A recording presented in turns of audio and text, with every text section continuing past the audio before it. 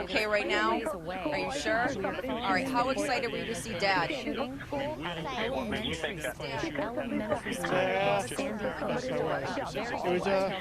shocking. I got the call at work this morning, and I can't believe a small town like this. Lieutenant Governor and I have been spoken to in an attempt that we might be prepared for something like this playing itself out in our state. I hope they and I hope the people of Newtown don't have it crash on their head later.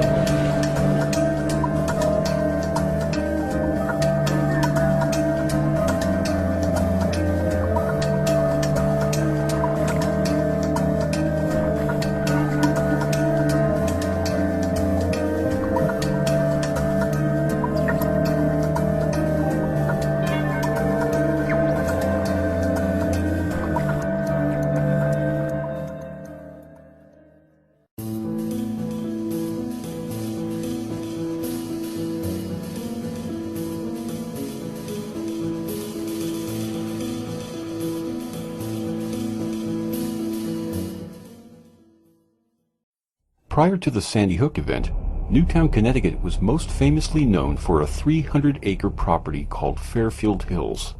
Operating from 1931 to 1995, the Fairfield Hills Hospital housed the area's mentally ill and criminally insane.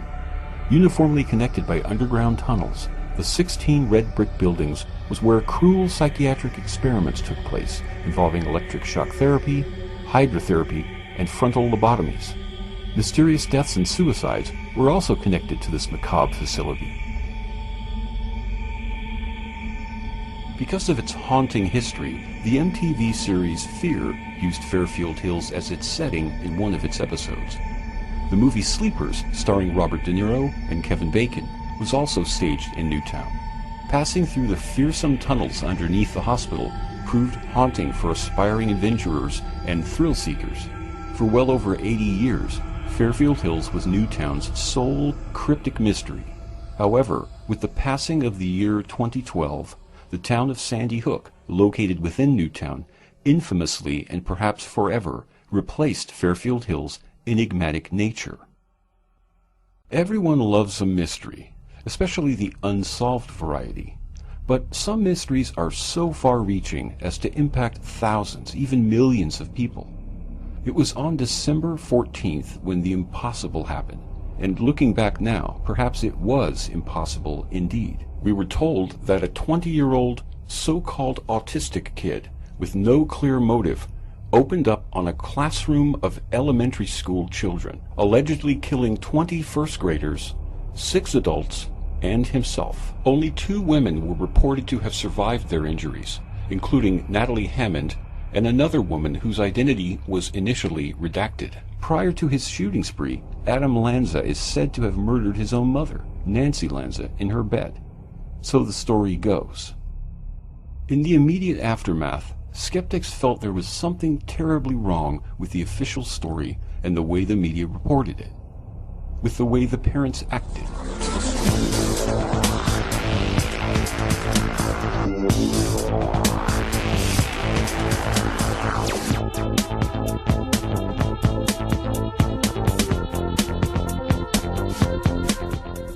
With the way the coroner acted.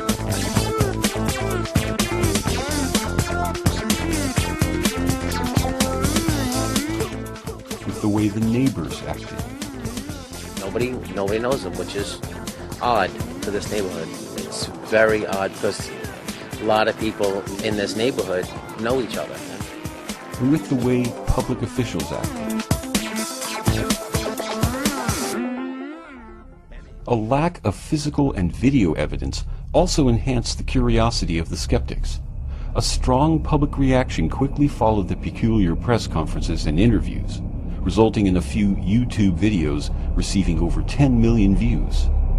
As time went on, public reaction died down, and the anomalous behavior was swept under the rug and forgotten.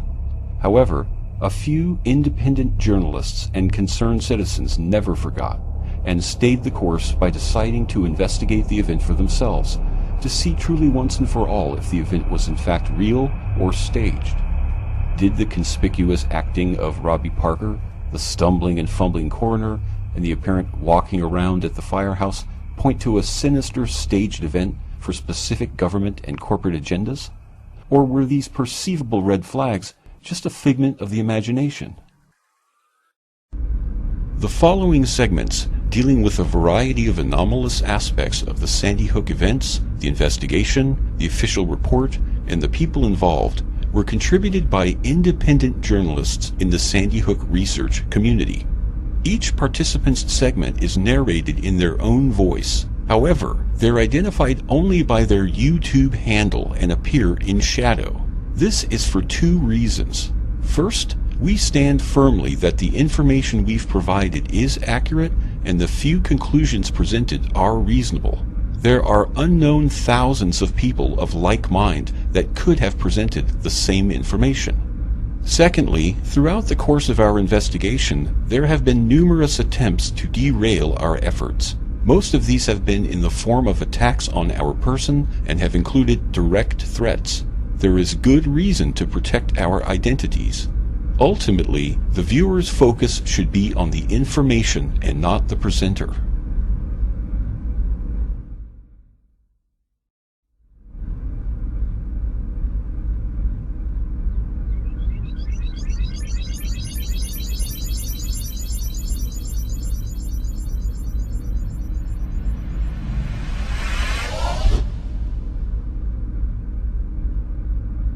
Shakespeare wrote, "All the world's a stage." After the Sandy Hook event, the stage was set for the parents of the alleged victims to promote gun control, mental health checks, far-out school security measures, and changes to school curriculums, all the while collecting hundreds of thousands of dollars through government grants and donations.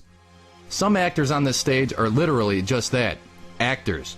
Some are entertainers, and some are connected to groups who would benefit from this agenda. Let's take a look at a few examples. Francine Lobis Wheeler, mother of alleged victim Ben Wheeler, is a former personal assistant to the finance chairwoman of the Democratic Committee, Maureen White. Both Maureen White and her husband, Stephen Ratner, are members of the Council on Foreign Relations, and Ratner is known to have, quote, ruffled feathers with gun control advocate Michael Bloomberg, unquote, according to the New York Times. Francine is an actor and a singer who has performed such amazing hits as Jumping to Conclusions, Nicky Nicky Knock Knock, and I Can't Tie My Shoes. Jumping to conclusions, jumping to conclusions, hopping up and down and calling paper cuts contusions. Raise your hands in the air, shake them like you didn't care. I tell you all in earnest, I don't have to tie my hair. She also starred in the animated porn Mutant Aliens in 2001 as the voice of Josie. Her husband David is also an actor. He ironically starred in the dark gun film Faithful in 2001.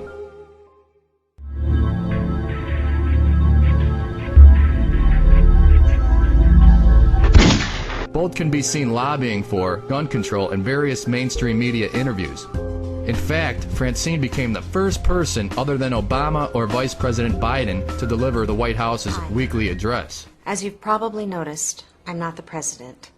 I'm just a citizen. And as a citizen, I'm here at the White House. Mark Barden, parent of alleged victim Daniel Barden, is a lifelong entertainer, composer, and musician.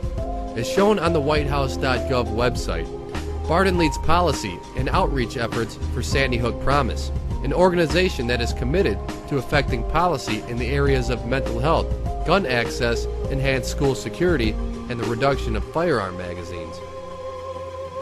Nicole Hockley, mother of Dylan, graduated from Trinity College where she majored in English and theater. She has publicly admitted regret of not continuing her acting and directing career. Perhaps with Sandy Hook, she got her shot.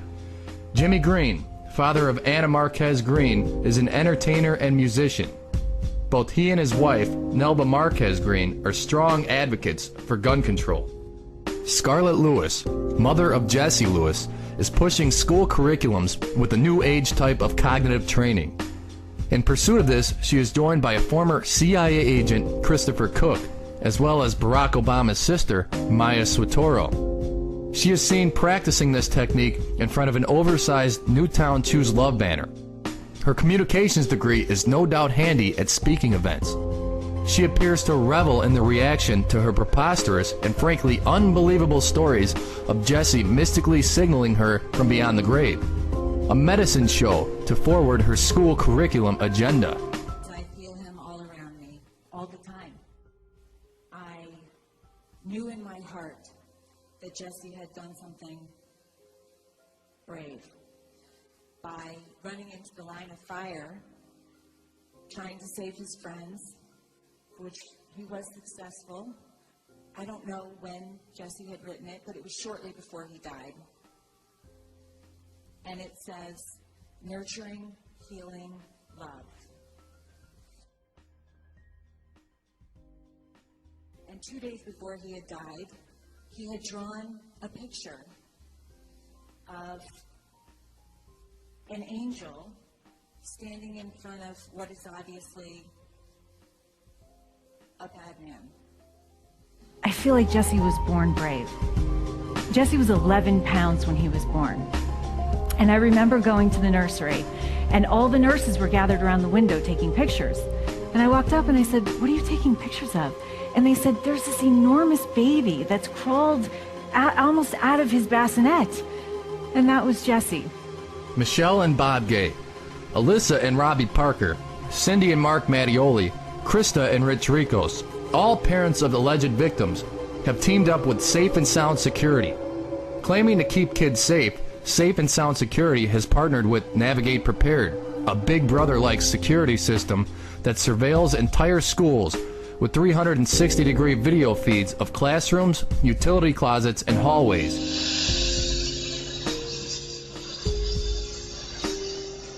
As in the case of Mark Barden and his children. My daughter Natalie was interested in asking him if he could pass some kind of legislation so that the only people that had guns were military personnel and law enforcement. Whether you are anti-gun or pro-gun is not the issue. The issue at hand is that legislation has been passed as a result of the lobbying of these parents after an event that, as we will see, may be entirely fabricated. As a result of the passing of Senate Bill 1160, Connecticut citizens have publicly voiced their frustrations. With the stroke of a pen from the ivory tower with the gold top, you've decided to create me to be a felon. A Class D felony. For doing absolutely nothing wrong. Okay? The Sandy Hook characters are larger than life. They're not afraid to lobby, speak publicly, or pursue their agenda, all the while looking comfortable doing it. Sandy Hook funds reaching upwards of as much as $27 million have been issued out to victims' family members. Yet, parents such as the Kowalskis are still comfortable requesting annual goals for as much as $500,000 while soliciting for these goals at public events. The information presented regarding the Sandy Hook parents is public, can be found by anyone, and is a culmination of research done by many people throughout the past 2 years. The aforementioned background information was included in this segment to arm you, the viewer, with essential information to get you closer to the event. Watching the mainstream media will only give you one side of the coin, as many media pundits have claimed that the Sandy Hook characters were not actors or entertainers. Yet throughout the past 2 years, independent researchers have proved otherwise.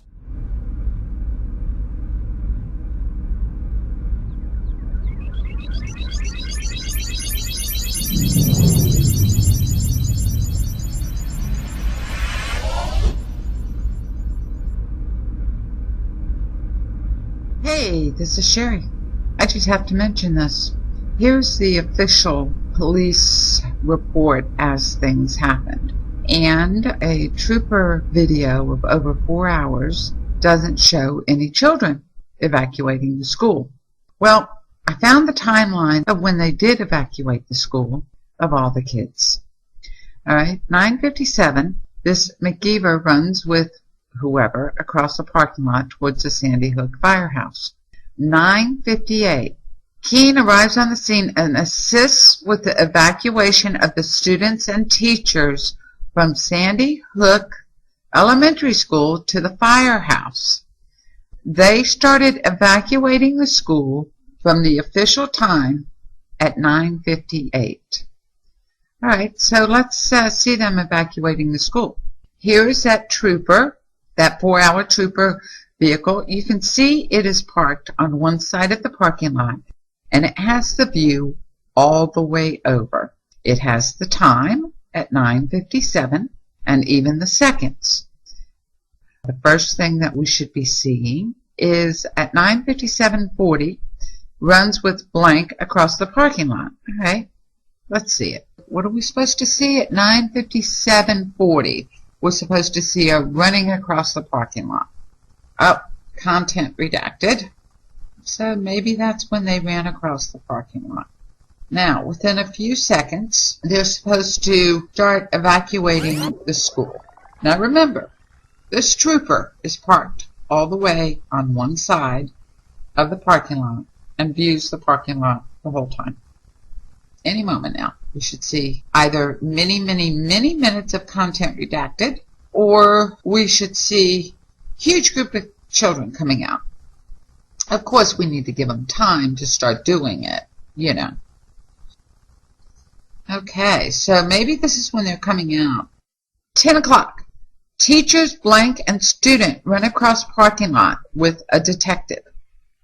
Okay, so at 10 o'clock and 45 seconds. Okay, let's keep going here. We haven't seen the masses of children yet coming out. Oh, somebody else at 10:01 starts helping with the evacuation of the students and the teachers. Content redacted. Now, this should last quite a few minutes if they're getting the kids across. I mean, there's a lot of kids to get across. Remember that one picture of FBI agent and so on running with a few kids, and they were pictured right there? And the children were taken to the Sandy Hook firehouse at 10:03. Leading a group of young kids out the front at 10:03. Let's go back to 10:03, shall we? There's 10:03. Let's see. There's 10:03:06. Let's watch this. Video does not match the story. Children are escorted from the front of Sandy Hook. Another large group coming out. All right, and then at 10:06, so we're going to have some children being escorted, and at 10:06, the people that were in the conference room should be escorted across. And at 10:07, escorts blank across. 10:07, children are escorted out of the building. 10:07, children are escorted from the northeast corner. 10:08, children are escorted out of the building. At 10:12 is when they bring another group of children out to the firehouse, out from the gym area. And we're not seeing it. I'm not seeing the content redacted either. In other words, you know what this shows? This shows the official report does not match the video. This shows there are not masses of children that were evacuated.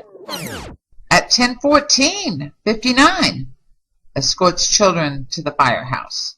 This vehicle, this police car, showed all the way across. The vehicle is right there, looking all the way across. During the 4 hours, as you've seen, it does not match the timeline. All right, there you go. Official story doesn't match video.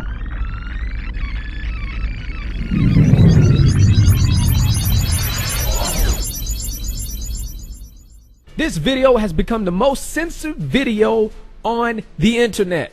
And there's a reason why. The government does not want you to see it, just like they didn't want you to see Sandy Hook Hoax Ultimate Case Closed, which has 100% proof that actors were used in the Sandy Hook hoax and has never been debunked. They decided to take it down. They did do that. They put the effort forth to censor the truth. This is what they are doing with this video. This video has never been debunked, and it never will be debunked.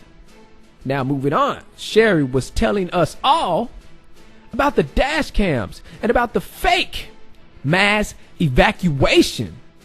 And I want to put an extra emphasis on that. I don't want y'all to gloss over that because that is key. There was supposed to be 600 kids in that school, 600 plus. And let's not even forget about the staff. 600 kids supposed to be in that school, and they're supposed to be coming out of the school. 3 dash cams. I set them up myself. I've seen it too. I lined it up, put it with the dash cams, watched it all the way through. The official report is a lie because at no times do you see any children being evacuated.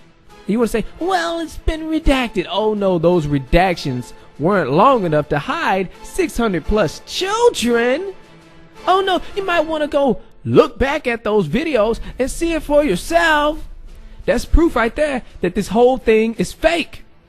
But see, every time you address that, they want to gloss over it. They don't want to mention it. They don't want to say anything. They don't even want to comment on it. Why? Because it's going to bring attention to the fact that there was no mass evacuation. You got to think about, well, if there's no mass evacuation, then who's to say that there were 600 plus kids in the school? You didn't have to go on to say, well, is this even an active school? I mean, surely they would have been in a regular school day. Children would have been attending school on that day. Surely they couldn't have known that there was going to be a shooting where 20 children were going to be killed on that day. Maybe it was a half day. Or I got one. Maybe that was a holiday or some type of special teacher planning day that everybody had off. That's why we didn't see the 600 plus children. Okay, even if you want to say it was a half day, that's why we didn't see it. Or they had the day off. You would have heard that from the parents. You would have heard some little special story saying, oh, I am so happy that it didn't happen to my child. It must have been some type of miracle because we had that half day and I took my kid from the school right before the shooting happened or something like that. Let's look at this picture here. They demolished the Moldy school. And they demolished the school before the official report even came out. Why? Because they wanted to hide the evidence. But back to the evacuation. See, in order for the evacuation to be fake, you would have to be a lot of people faking the evacuation. We're talking about 600 plus kids who know that they did not evacuate from the school. Don't those kids have parents? They should have 2 parents apiece. 600? Okay, wait a minute. We go to 1,200. Oh, what? 1,800 plus people know that they didn't have a mass evacuation. That is a lot of people in on the cover-up. Think about it. You can go back. You can look at the tweets.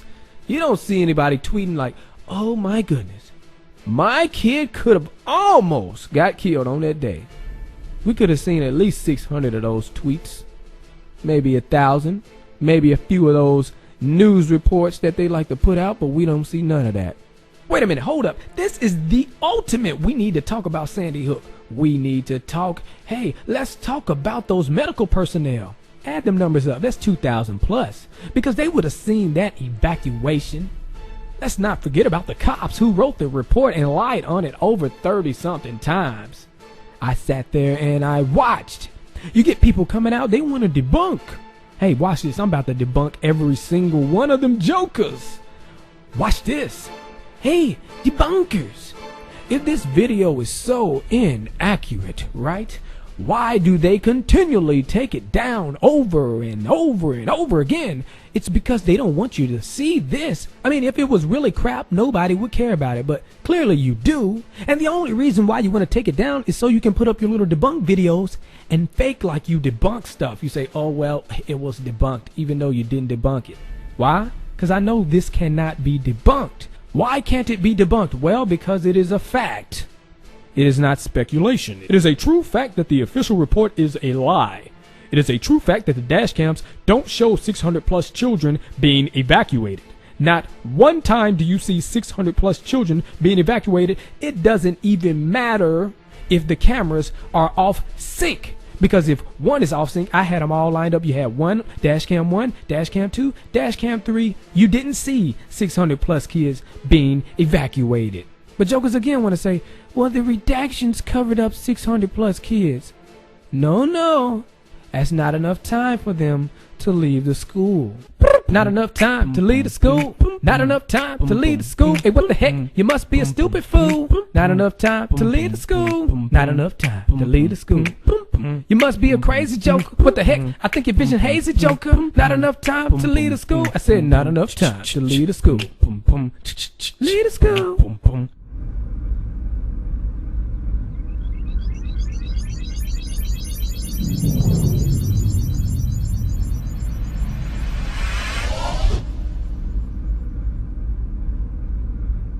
My nickname is Swansong, and I am the editor of InsaneMedia.net, and this is the Don Hochsprung File.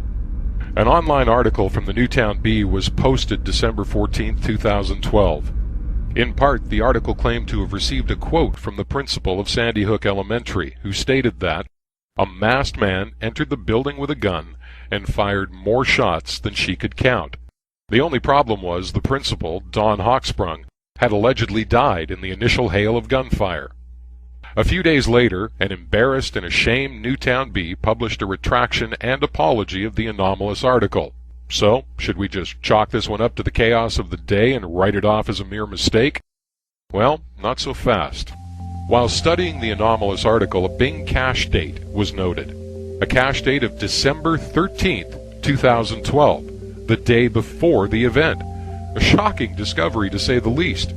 But before we get our underwear in a bunch, let's see if this seemingly apparent evidence of foreknowledge is but a simple glitch in the system.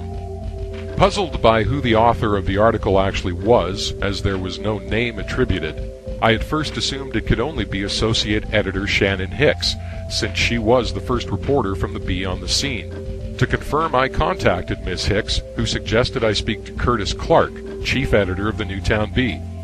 Mr. Clark in turn stated that the writer of the article was John Voquette, a well-known radio personality from Newtown and an associate editor for the Bee. Voquette attributed the mistake to the commotion of the day. How could such a crucial misidentification be attributed to the commotion of the day when Hochsprung was a known personality in the community and even appeared in videos from the Newtown Bee in years past? Voquette's response was that the woman with whom he spoke, face to face, shared some of the same physical attributes as Hochsprung. How this unknown and unidentified woman, who shared the same attributes as the Sandy Hook principal, who shared first-hand knowledge of the alleged shooting, and who herself claimed to be the school principal, came into contact with the Newtown Bee in the first place is also a great mystery. But the greatest mystery of all, and perhaps the only bit of information that could make sense of this mess, is the Bing cache date of December 13th. If the cache date was found to be correct, it would be monumental, as it would prove foreknowledge of the event and disprove anything Voquette and the Newtown Bee stated. And as Dr. Wayne Carver so famously said, everything would come crashing down on the heads of Newtown. In an attempt to confirm the validity of the Bing cache date of December 13th, I contacted Bing. Unfortunately, they have no number to call, so all correspondence was done by email. After 7 months of correspondence, I finally got my answer. Leonard, a Microsoft customer support member, stated the following: I understand that you wanted to know the accuracy of the last crawl date that you were able to see from the cache page from Bing. To directly answer your question, the date setting which the web crawler shows on the cache page is accurate. Not satisfied with one response, I went for a second opinion. This time I got Mark. Thank you for getting back to us. The server cache time is accurate since it is being updated once our crawler visits a certain page. For example, our crawler visits a page today, June 3rd, 2013. The date reflected on its cache page will be June 3rd, 2013. The date will change after our web crawler visits the page again. The final icing on the cake came when I found an article entitled Superintendent Reports on State of Schools. This article from the Newtown Bee focused on an event that occurred on December 10th, and it was also cached on December 13th, clearly making this cache date accurate. And if that cache date is accurate, then, as they say, that's where the rubber hits the road. Considering these cache dates are correct, which they most certainly are, this is Microsoft we're talking about after all, this brings up many questions. Was Don Hochsprung not supposed to die? but somehow did, in perhaps a drill gone wrong? Or was this an entirely fabricated event, a drill in which nobody died, and Dawn Hochsprung is somewhere alive and well? Her daughter, Erica Lafferty, after all, is comfortable making light of her mother's death as she poses with a CIA sweatshirt. I forwarded my original article to Lafferty. She never replied. Nevertheless, there are many questions, and it's about time somebody started answering.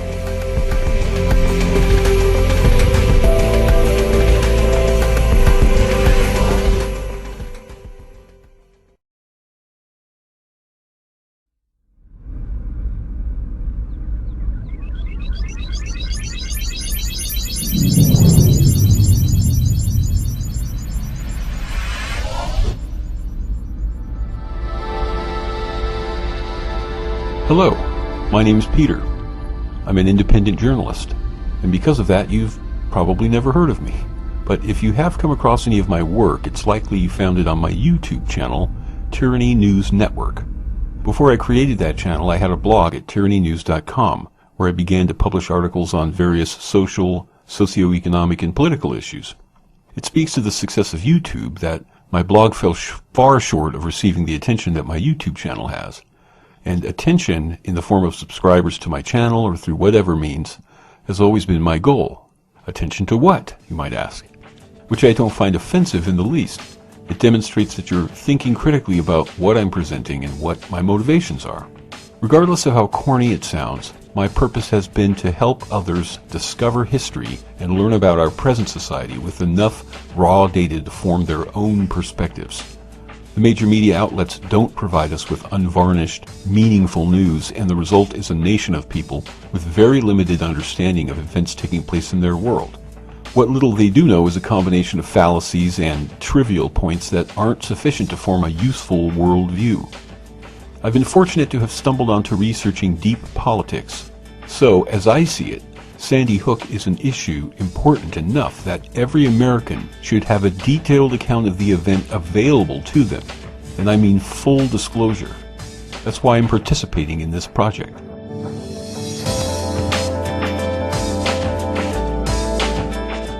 I'm going to begin my segment with what some will surely call a minor issue, but I tend to measure the significance of certain evidence using an entirely different scale.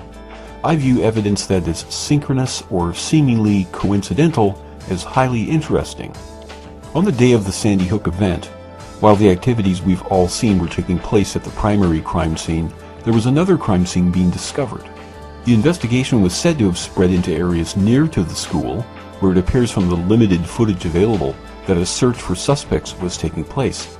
Later in the day, events were taking place in New Jersey, the arrest of Ryan Lanza, for instance. But the only other officially reported crime scene besides the school itself was the Lanza residence on Yogananda Street. At the time of this production, the Lanza home was left mostly intact. There's very little that would indicate it was the scene of a horrible murder. Some minor damage to the garage door, a notice posted on the door. It appears much of the furnishings are still in the home. The neighborhood is back to its pre-school shooting pace. But back in December 2012, the neighborhood was a hub of activity. Residents were stopped and questioned. Yogananda Street, on which the Lanzas are said to have lived, had been blocked by squad cars and police tape. With the release of the final report, a number of aerial photos of the street and the Lanza home was provided. But it appears from what can be seen that the photos were taken within the span of only a few minutes, and no indication of the time of the photo series is given. But there is something vaguely interesting about one photo. This white and blue house is said to be the Lanzas.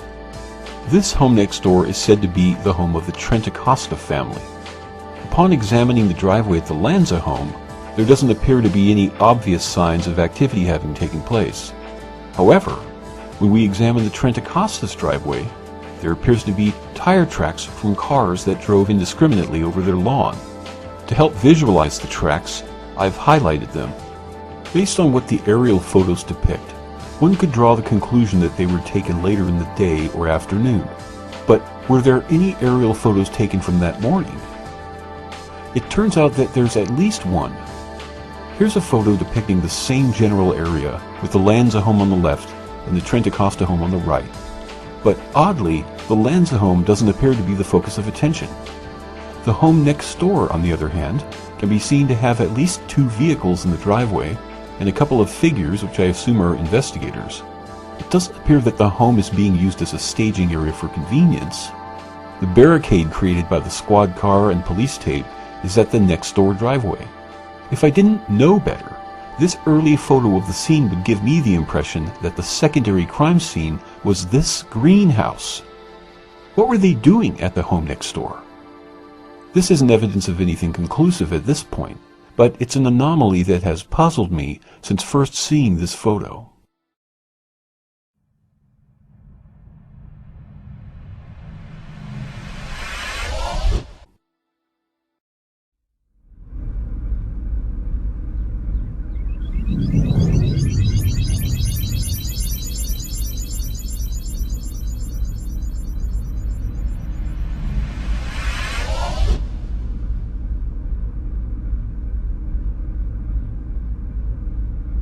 Hi, I'm known on YouTube as Odin Rock. On December 14th, 2012, I was driving my daughter home from daycare when a news bulletin about a school shooting in Connecticut came on the radio. As soon as we got home, I made sure my daughter was occupied and then turned on the TV news. I was expecting to see a scene of chaos, of weeping enraged parents, gnashing of teeth, pulling of hair. What I saw instead was first responders lounging around smiling, parents nonchalantly walking calm children to their cars. Over the next few days, the scene only became more bizarre, with conflicting accounts and victims' families seemingly ecstatic and hungry for attention. There were many troubling and suspiciously anomalous characteristics to the event, but what really solidified my gut feeling that something was obscenely wrong with the situation was the blatant cover-up and official concealment of evidence, to the point we are left to ask if there is any evidence this event took place whatsoever. We can postulate this cover-up began more than a year before the event, when raised Bill 1054, an act concerning the disclosure of pediatric autopsy reports, was introduced in the Connecticut legislature. Initially opposed by Chief Medical Examiner Wayne Carver as redundant, he later inexplicably did an about-face and supported the bill, which would end up being passed in October 2011, effectively concealing all pediatric autopsy reports from public examination. Why do this? Was this ever a problem? Fast forward to the weekend of the event. Debbie Aurelia, Newtown town clerk, effectively breaks the law by refusing requests from the Associated Press, the New York Post, the Hartford Courant, and other media for copies of the death certificates of the victims. Miss Aurelia, the subject of 2 ethics hearings in 2010, and the future wife of Sandy Hook Fire Chief Bill Halstead, soon went so far as to craft legislation with state representatives Belinsky, Hovey, and McKinney to restrict all death records and marriage records for perpetuity across the state of Connecticut.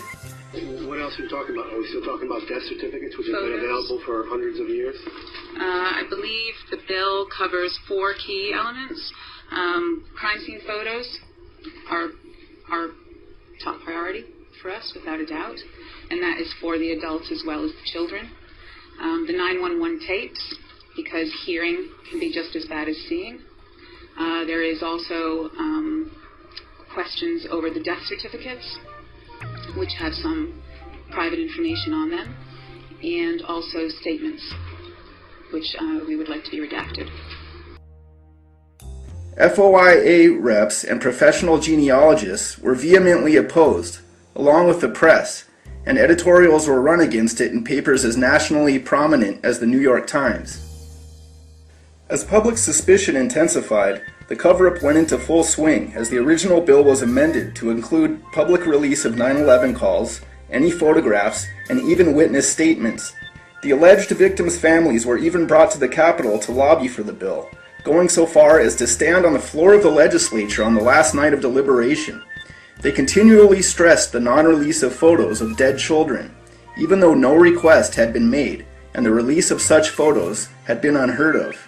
Supporters went so far as to bring race into the debate by enlisting the Black and Puerto Rican caucus to push for the bill to cover all homicides in Connecticut, thereby making all homicide records inaccessible to FOIA requests.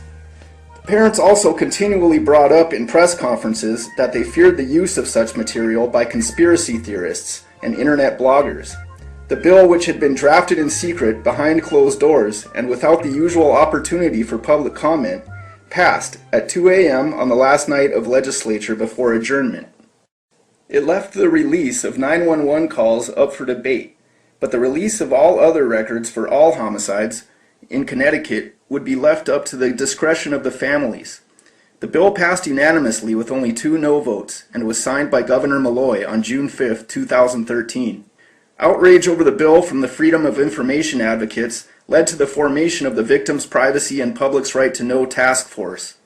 The 17-member task force was weighed heavily in favor of privacy, with only 2 representatives on the side of the Freedom of Information, and they were repeatedly berated at almost every meeting for their perceived insensitivity to the victims' families. Over 6 months, the panel heard from members of the press, law enforcement, and the victims' families who repeatedly claimed their rights were being violated by those seeking evidence of a crime there was still no substantial proof of even having occurred. The law also created a 17-member task force to study and make recommendations to the Assembly on what should and should not be released about crimes. Among those selected to serve on the task force is Officer Jillian Knox of the New Haven Police Department's Victim Services Unit.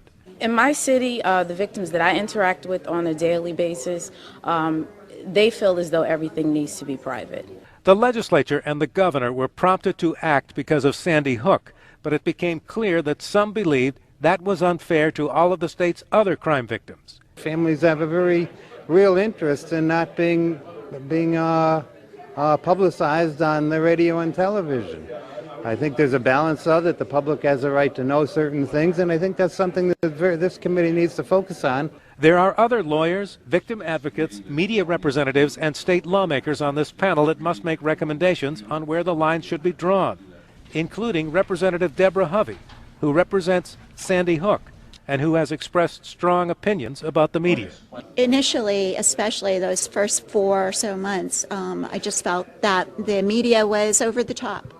At the meeting to review the final report of the panel, the 2 Freedom of Information representatives were surprised to learn that a 5-year prison term Class D felony provision for the public release of information pertaining to any homicide had been inserted as a recommendation in the report.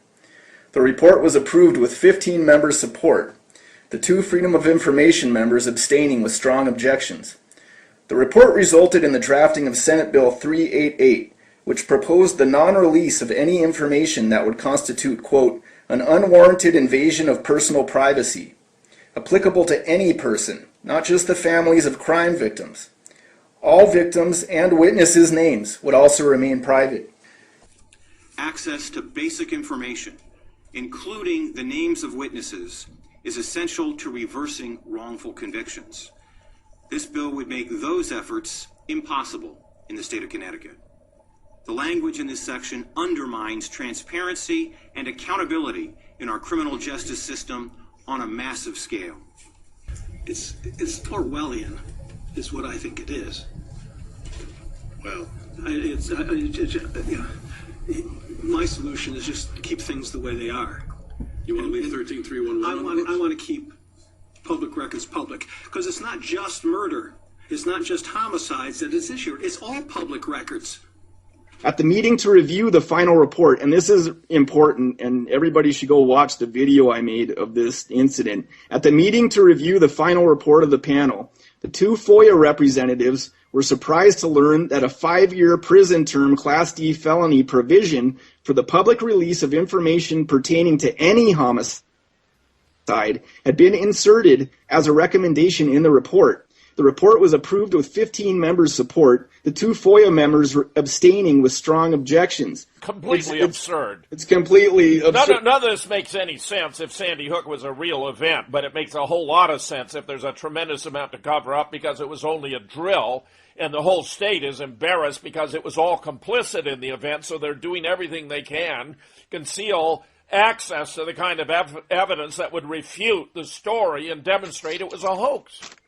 These 2 FOIA representatives, one of them is almost in tears, that they had been sitting through this 6 months meetings with these people, you know, and if you've ever been in that kind of commission or something, you develop relationships with the people in the commission, and they're all being friendly with you, and then they pull the rug out from under you at the last meeting for the recommendations, and basically just bald-faced lie to you that they had discussed this 5-year penalty for releasing any information pertaining to any homicide. Okay, not just Sandy Hook, any homicide. It's just a travesty. Law enforcement and the state can get away with whatever they want to do in Connecticut now. Okay? The citizens of Connecticut have no recourse now. In effect, the bill left it to law enforcement to decide what information it would release. The implications are horrendous. Those considered wrongly convicted would have no access to information for appeal, and the decision to release information pertaining to corruption and a wide array of abuse by law enforcement would be left up to that same law enforcement agency. The legislature ended up in deadlock on the amended privacy bill, which means the original draconian limits on release of information still stand. At this point in time, the citizens of Connecticut have no access to records on any homicide, effectively leaving it up to law enforcement what information will be released. In addition to this, Peter Lanza has refused to provide any information on Adam Lanza's mental health. This did not stop him from giving an interview to The New Yorker. When child rights organization Able Child petitioned to have the information released on what medications Lanza was on, they were told by the Deputy Attorney General it would not be released because it may stop the mentally ill from taking their medication. Add to this the massively redacted official report. The reluctance to release information every step of the way can only be seen as a blatant cover-up. Why not release Lanza's medical records? For that matter, why not release any evidence at all of Lanza's presence in the school that day? It may surprise the general public that there has been no evidence presented of a causal nexus between Lanza and the alleged crime. Surely the release of this information would end most of the speculation by concerned members of the public who have been deemed hoaxers, by those who should have nothing to hide. Aren't the alleged parents of these children interested in this information? Would it not help us to prevent an event like this in the future if we knew Lanza's mental state leading up to that day?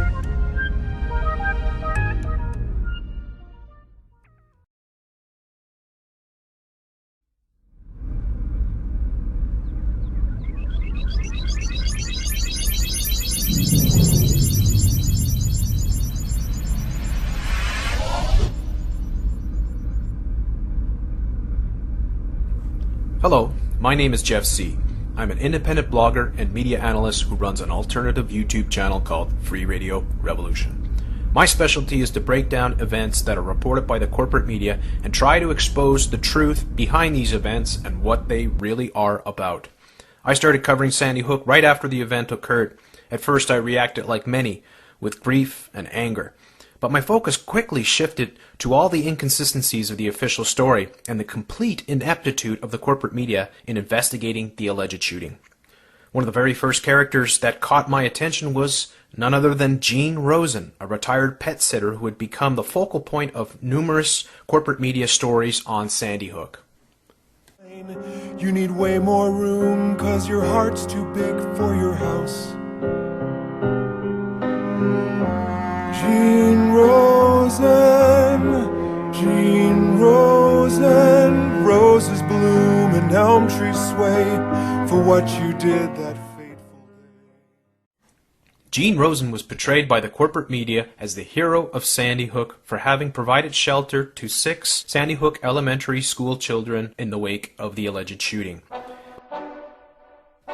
An important thing to keep in mind while watching this segment is that Gene Rosen has an extensive background in acting and is the CEO of the Newton Cable Advisory. He has also appeared in several stage productions, including a recent production of The Fantastics. Gene Rosen's story about how he came across the 6 children on his front lawn after the Sandy Hook shooting changes with every interview.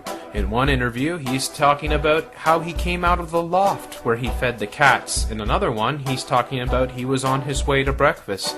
Then in another interview, he said he saw the children through his window.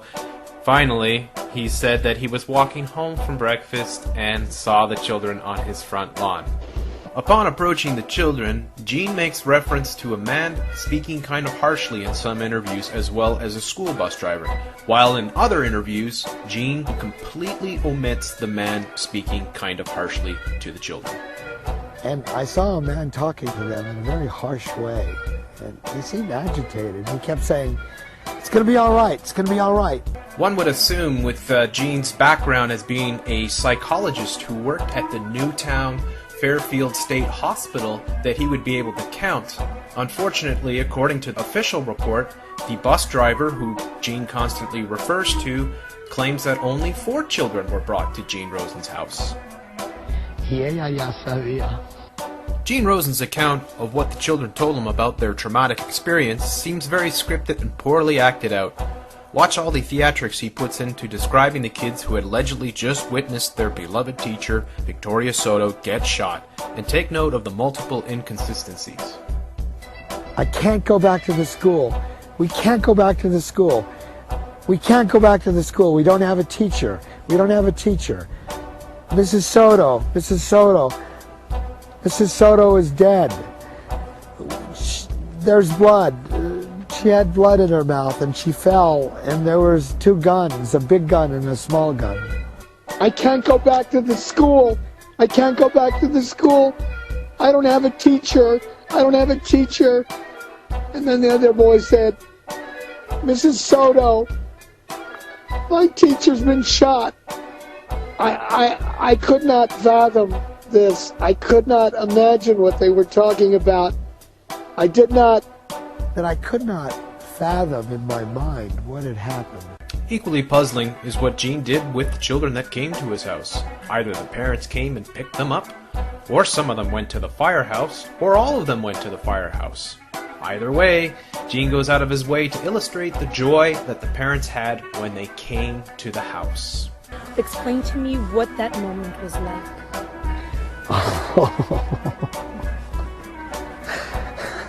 When their parents came, I was so happy. Their parents is what they needed, and their parents came to the house. My arms were not long enough.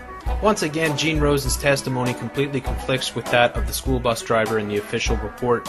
Whereas Gene Rosen said that all the parents came to his home to pick up the kids, or all the kids went to the firehouse, the school bus driver says in the official report that 3 of the 4 kids were picked up by their parents at Gene Rosen's house, while the 4th child was taken by both of them to the firehouse. Gene Rosen repeatedly mentions a woman who came to his house with a face frozen in fear after the children had been collected by their parents, or after Gene had taken them down to the firehouse. This woman, whose name was only mentioned once, is none other than Scarlett Lewis, the mother of Jesse, who was another hero on that particular day. Jesse was a hero that day. He was not just a victim. I can't imagine a 6-year-old having the presence of mind to take that kind of action. I would think he would be, like all of them, just terrified. The purpose of this storyline is to bridge the children of Victoria Soto's class to Jesse Lewis, who saved their lives by telling them to run while Adam Lanza was reloading his magazine.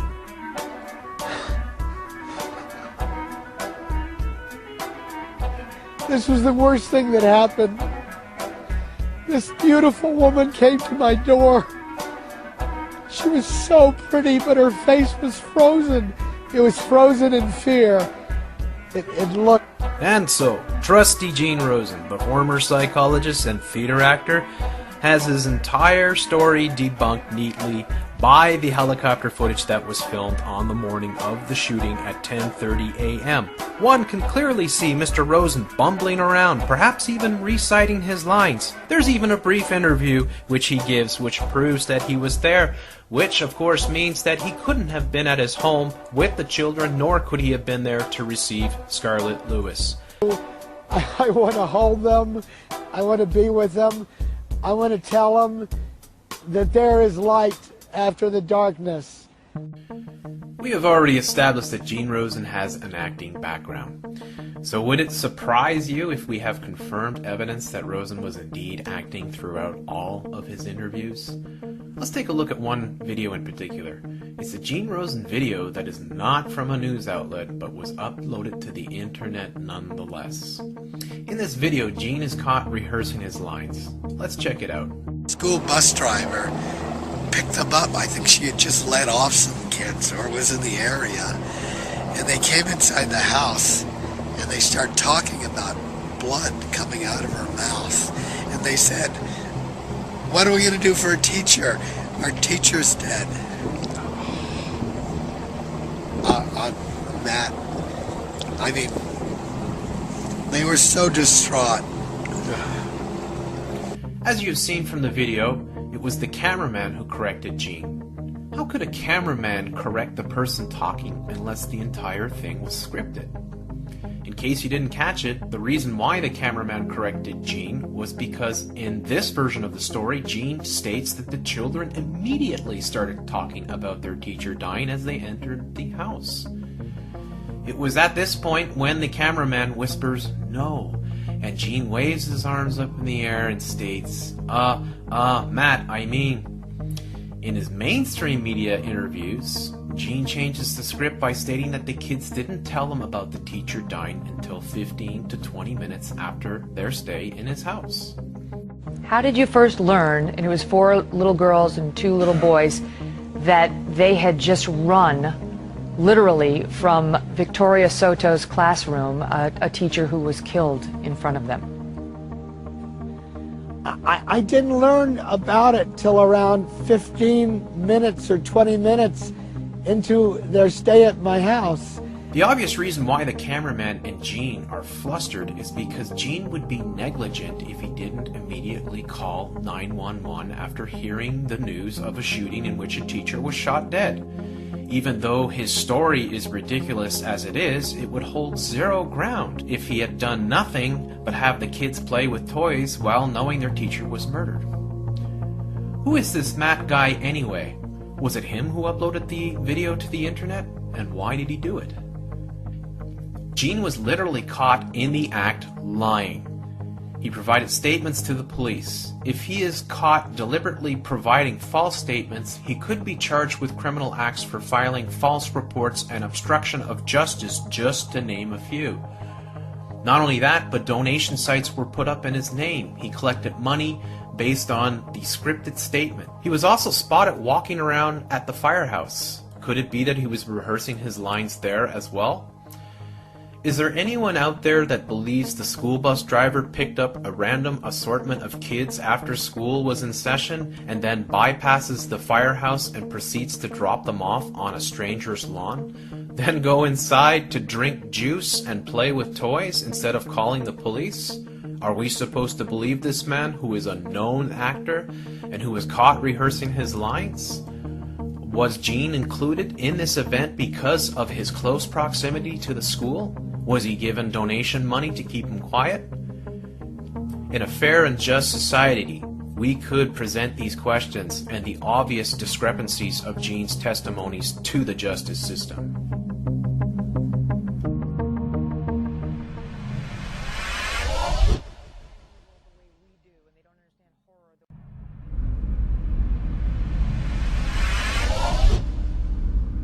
As problematic and concerning as it may be, there is evidence of foreknowledge of the purported shooting that took place in Sandy Hook. Plain and simple, web pages with details of the event were put online before the event took place. And the websites where these pages appeared were the official websites of well-known organizations. This evidence of foreknowledge has been met with some of the most belligerent arguments that claim this is untrue. The most common argument being that we simply lack the knowledge required to analyze the data. Data in these cases refers to the cache of a web page kept by search engines like Bing and Google. So before I get to the evidence of foreknowledge itself, let's identify a few terms and definitions that will help you gain a better understanding of a topic you may or may not be that familiar with. Google is a company that provides many services, but for our purposes we're going to focus just on their web search service. When you search the web for a word or phrase using Google, Google presents you with a series of pages that best match your search criteria. The results are ordered by how close they match, so results on page 1 should be better or more relevant than those on page 20. What is Google providing links to? What are these results?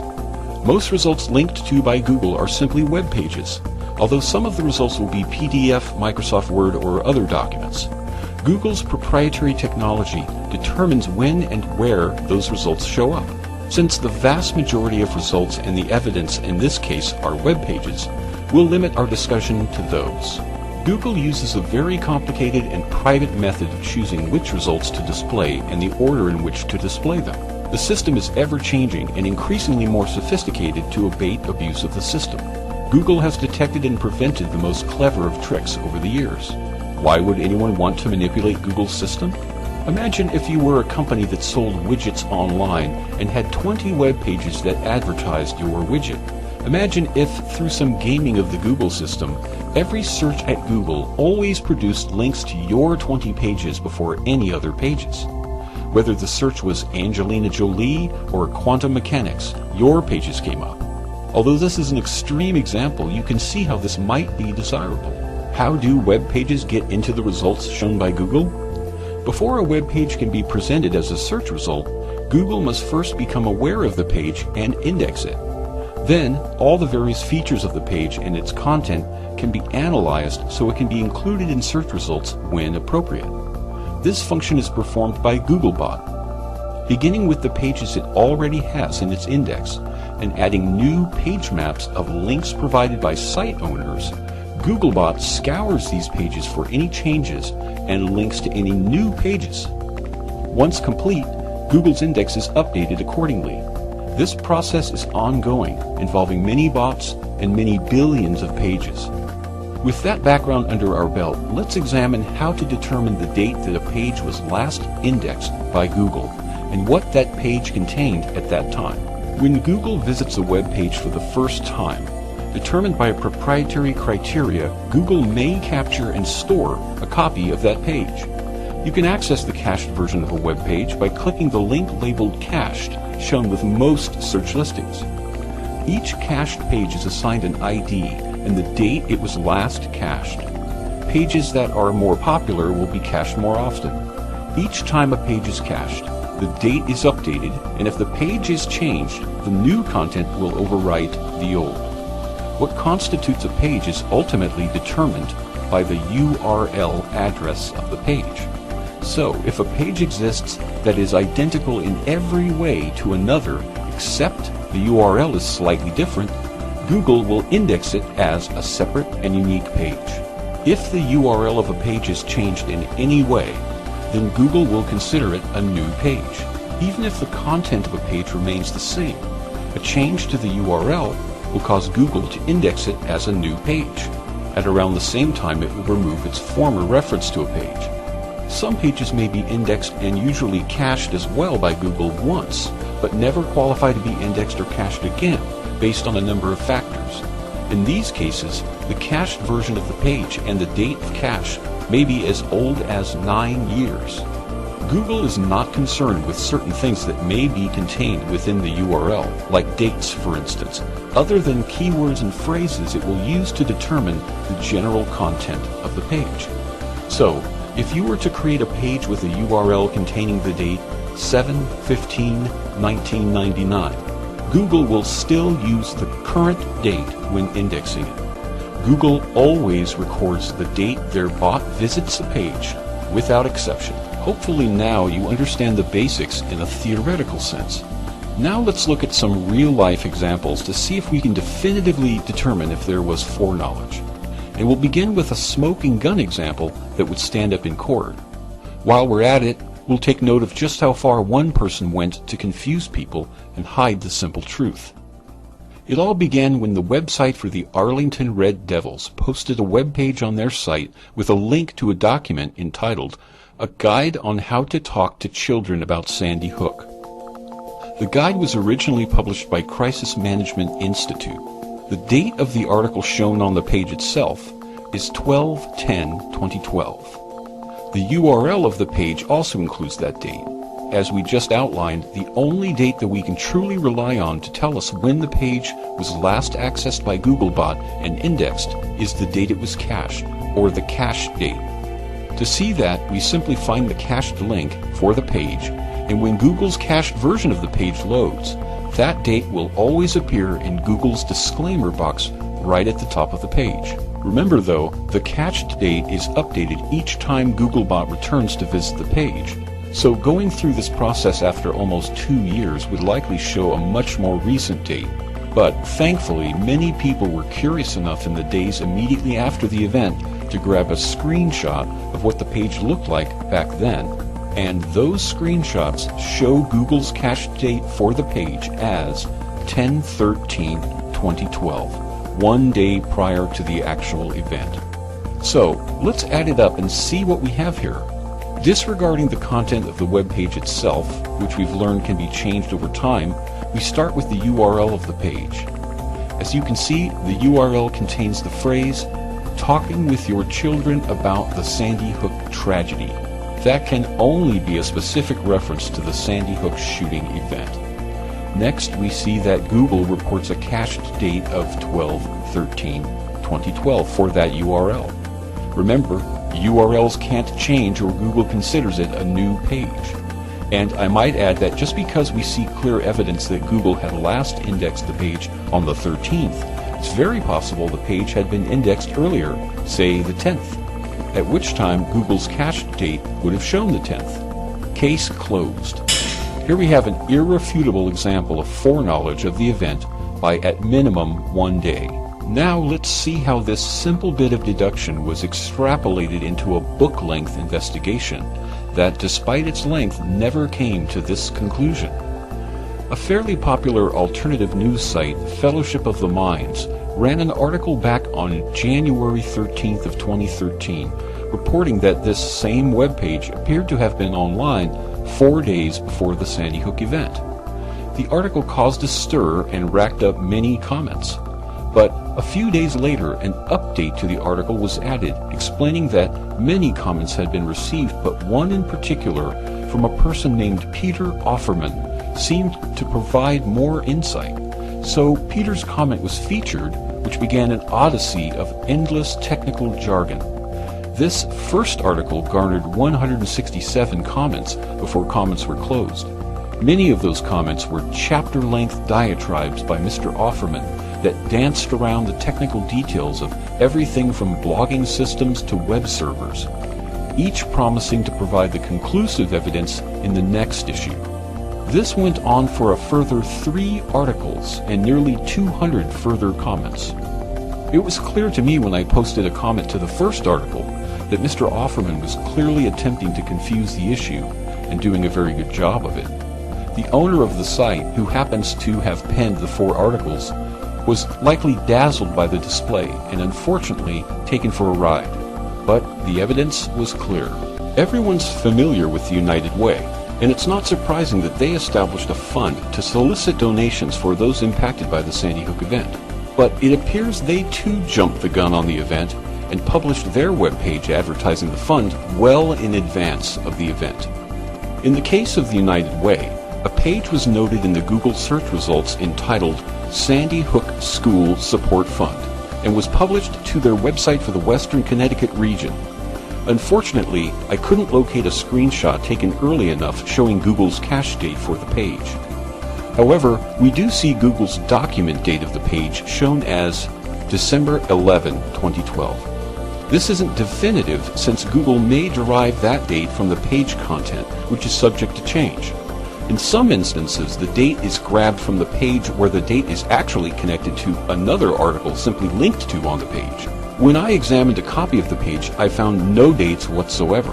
In those cases, Google claims to revert to the cache date.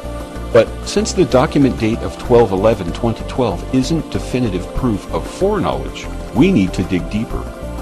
The website insanemedia.net has done extensive research into this topic and provides us with some important clues. First, they report that the United Way has responded to allegations of foreknowledge and flatly rejected them. But this is where it gets interesting. Subsequent to that, a public relations firm contracted by the United Way forwarded an email to the Daily Caller from an engineer at Google reading as follows. This is a technical glitch on our end. The date Google's search engine first saw the page was 12/14/2012 at 6:58 p.m. We're looking into a fix, but it may take some weeks. Being somewhat of an expert in these matters, I can say that this explanation is utterly ridiculous. In fact, I find it very difficult to believe that a Google engineer would make such a claim. But given that this is presented as the official explanation from the United Way's perspective, let's see if there's any other evidence that would support that. As shown right on the page in question, the United Way Fund was actually established by the Newtown Savings Bank. Not surprisingly, the president and CEO of the Newtown Savings Bank is John Trentacosta, the very same Trentacosta that owned the home next door to the Lanzas and where all the activity was taking place on the morning of the event. Mr. Trentacosta is a bigger fish than some might think, as he's a member of an important council at the Federal Reserve Bank of New York. Mr. Trentacosta is quoted as saying, "The fund came together as a response to countless requests, presumably to counter any criticism that the fund was simply a fraudulent scheme, but that's just speculation. However, the statement does present a problem.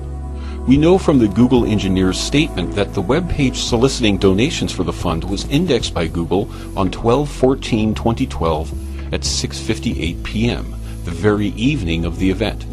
How much earlier than that time was the page first put online is unknown. But in any case, one has to wonder how it was possible in such a short time to first receive those countless requests, come up with the concept for the fund, meet to plan the whole thing, establish the bank account to collect those donations, coordinate with the United Way, determine the slogans and taglines for the campaign, create the artwork and the web pages themselves, and finally to get all of that up and running online. If it were possible at all, it would be a world record. I don't know how many people have donated, but the total taken in is in the millions. I find the explanations given to account for how quickly this fund was put together to be dubious. In the end, it may be this potentially fraudulent fund and the legal pursuit to reclaim those donations made by innocent people who were simply duped that becomes the first domino to fall in the greater fall of the Sandy Hook hoax.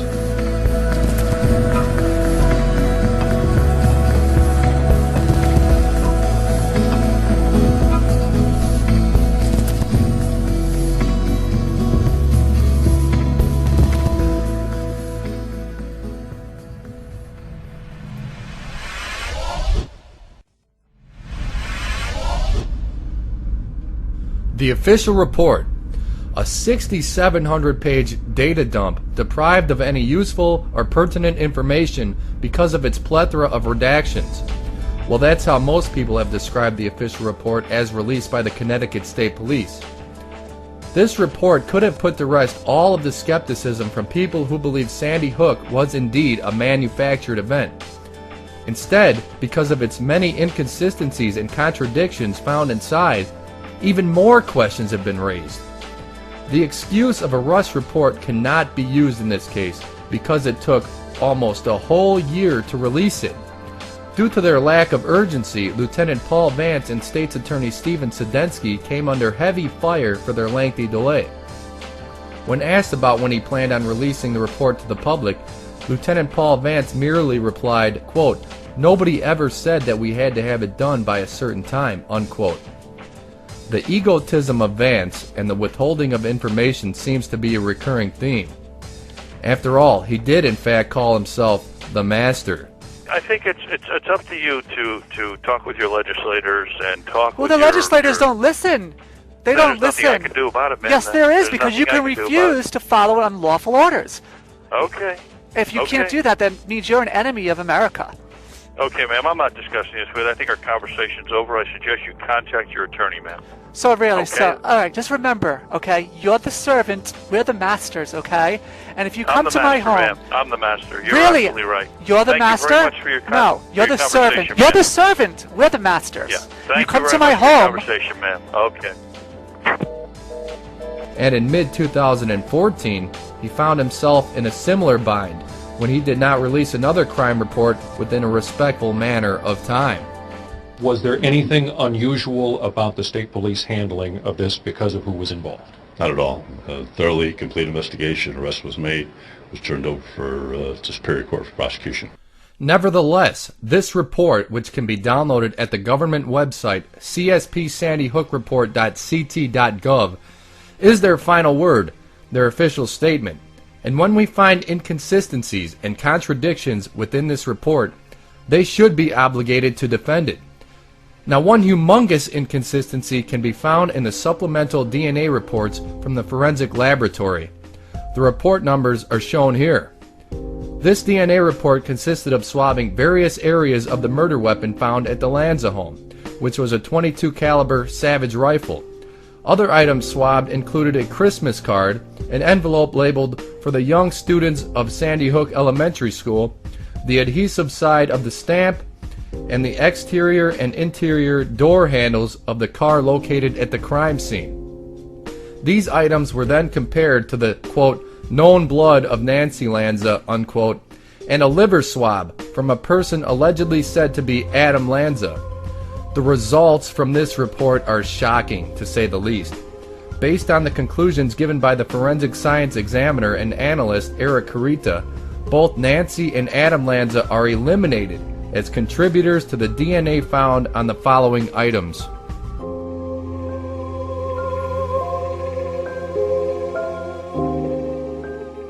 In fact, the only items swabbed that could be connected to an Adam Lanza are mixtures. Now, a DNA mixture is a given sample that contains the DNA of more than one individual. If you were thinking that Nancy Lanza's DNA would be one of the individuals included in the mixture, you would be wrong. Nancy Lanza was eliminated as a contributor to all of the aforementioned items. Now, given these facts, many questions now are raised. How could there be more than one person's DNA found at the crime scene when, according to the official report, Adam Lanza acted alone? Was the DNA contaminated? If so, how could there be any conclusive results? Astonishingly still, on January 7, 2013, a hit was obtained with the convicted offender DNA profile from the New York State Police Investigation Center for the letter entitled "For the Young Children of Sandy Hook Elementary School." Who is this New York convict, and what are his connections to the school, and to Adam and Nancy Lanza for that matter? Was there ever a follow-up? This seems as if it should be treated with the utmost importance. So why was it swept under the rug, hidden in a 6,700-page pile, and never addressed publicly? How can we believe this official report when the forensic analyst himself concludes that both Nancy and Adam Lanza are eliminated as contributors to the DNA found at the crime scene? You have to ask yourself, what exactly is going on here? We attempted to find an answer when an email was sent to forensic science examiner Eric Carita. In a portion of the email, Mr. Carita was asked the following. Quote, would your conclusions indicate any of the following? 1. Adam Lanza was not the shooter. 2. Adam Lanza did not work alone. 3. There was definitely somebody else involved.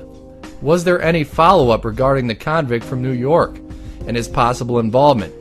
Who he is, and if your findings resulted in him becoming a suspect?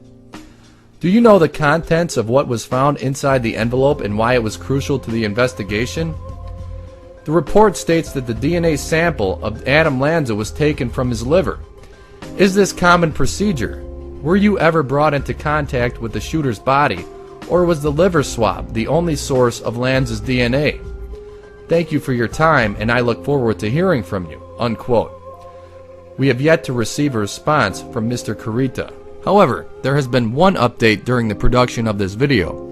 A Freedom of Information request has been granted to News Channel 8 of Connecticut regarding the letter to the young children of Sandy Hook. Although the convict from New York is still unknown, this is what we are now being told. David, how did you even learn this letter existed? And it was mentioned in the Sandy Hook report released about a year ago, but that report really gave no information about it. Tonight, we have a photocopy of that letter, and it's addressed to the students of Sandy Hook, sent days after the shooting. A mysterious message claiming to be an apology from the father of the shooter. It was referenced in one of the thousands of pages in the Sandy Hook report, a report criticized for leaving out too much. It took a Freedom of Information request from the News 8 investigators and a complaint to the Freedom of Information Commission to get our hands on the contents of the envelope. A day before a scheduled hearing, the state police asked us to pull back our complaint. They would just give it to us. Police tested it for fingerprints and DNA. It did not come from Peter Lanza, as the envelope says. They tested it for Adam Lanza's DNA. Police say it didn't match him either. The only match they found was an unnamed felon in New York who they believe licked the envelope. This still does not explain why Adam Lanza's DNA was not found on various items at the Lanza home, or why there were DNA mixtures found on those items despite there being only 2 alleged people in the house. Nancy Lanza was eliminated as a contributor to all aforementioned items. Moving on to the DNA found at Sandy Hook School, we arrive at amended supplemental DNA report 6. Here we find even more bizarre information. This report includes all of the weapons and magazines Lanza allegedly carried in the school. Strangely, it is permanent substitute teacher Lauren Rousseau's DNA, not Lanza's, which is found on the pistol grip of the rifle, shoulder stock of the rifle, feed area inside of the magazine, the Glock magazine, 9mm Sig Sauer magazine, PMag magazine, and 13 cartridges. Even stranger yet, of the 27 results found in this report, all but 3 are mixtures. The only unredacted DNA source that is distinctly listed alone is that of Principal Dawn Hochsprung. In result number 18, it clearly states the results are consistent with Dawn Hochsprung being the source of the DNA profile from item number 59S1. A 10mm auto cartridge. Now if we move to the supplemental DNA report 5, we see that this same item number, 59S1, was matched up to an Adam Lanza.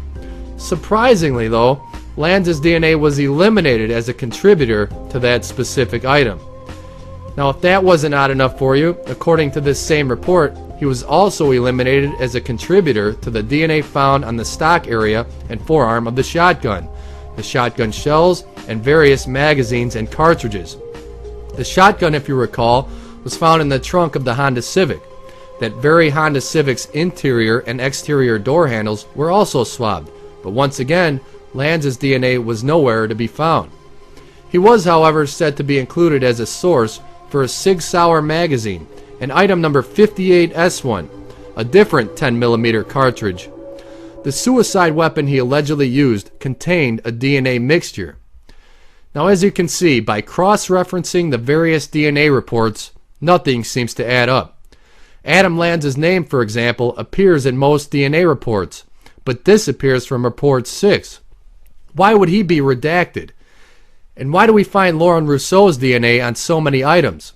As one blogger states, it is understandable that body fluids of victims could come into contact with the weapons carried by the murderer. It stretches credibility when that same DNA is found on bullets inside of loaded magazines. Was the supplemental DNA report deliberately designed to confuse and beguile the public in an effort to cover up the truth? If not, what are we supposed to make of these anomalous findings?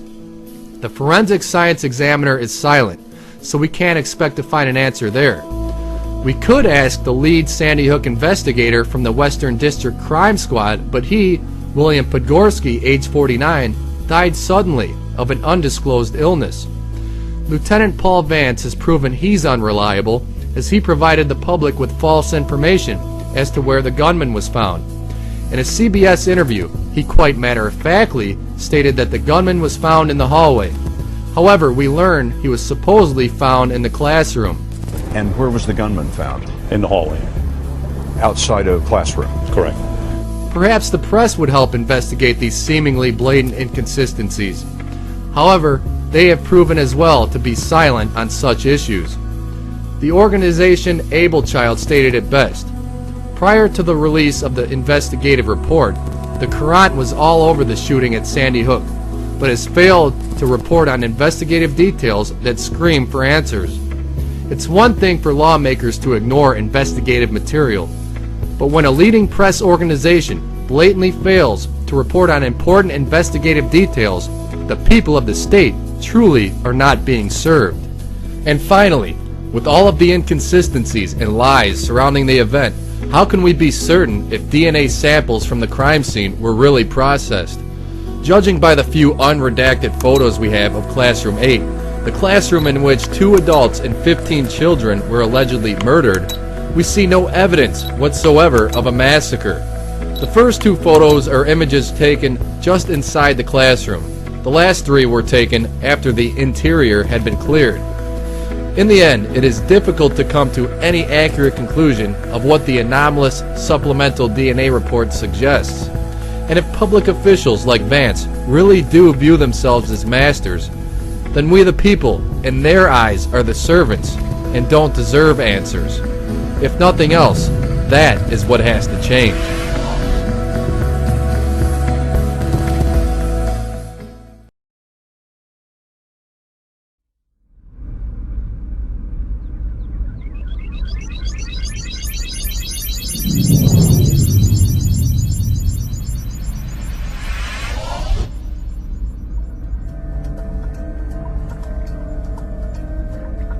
The now famous images of the students being led away from the Sandy Hook School by educators and law enforcement personnel were captured by Shannon Hicks. Her photos of the student evacuation were some of the first images shared with the broadcast media and became front-page news on papers around the world.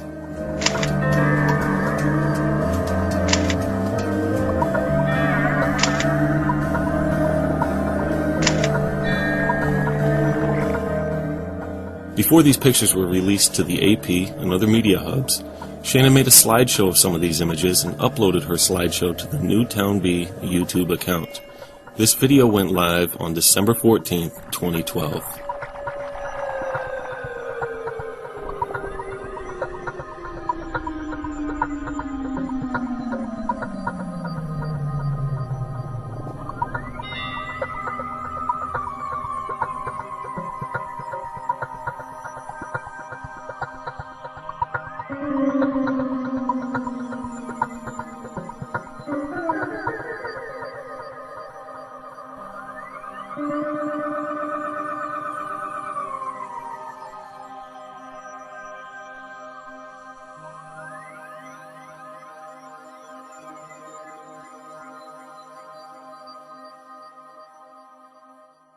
Now, according to Hicks, she took these photos at approximately 10:09 a.m. on December 14, 2012. Many researchers have pointed out numerous inconsistencies in Shannon's snapshots, including various wardrobe anomalies, parking lot inconsistencies. In an effort to pinpoint the exact time that these photos were taken, I decided to examine the EXIF metadata of Shannon's photos. Finding versions of her images with intact metadata was daunting, as all available versions of her images are copies of the originals. However, Hicks shared her story and a few of her photos with Time.com. The photos Shannon gave to Time in her exclusive interview contained lots of EXIF data, but what that data tells us only adds to the suspicion that her photos might have been staged. If we examine 2 of her most important evacuation images, we see that they're claimed to be taken on December 14, 2012. The metadata on one of these images says that it was taken at 12 a.m., and another says it was taken at 6:10 p.m. All of these Time.com images have wildly different capture times. These times seem anomalous if this event were really taking place right in front of her camera. Looking into the metadata further, we find that these images have been manipulated in Adobe Photoshop CS5 for Macintosh on December 19th at 5:30 p.m. This fact alone invalidates the metadata timestamps, as all metadata can be manipulated to the artist's liking using Adobe Photoshop CS5. Which brings us back to Shannon's slideshow on the Newtown Bee YouTube account. Perhaps by examining the metadata of this video, we can come up with a more accurate picture of when these images first went online. When looking into her video's metadata, something very shocking immediately stands out. Her video was created on December 13, 2012 at 5:44 p.m. Eastern Time.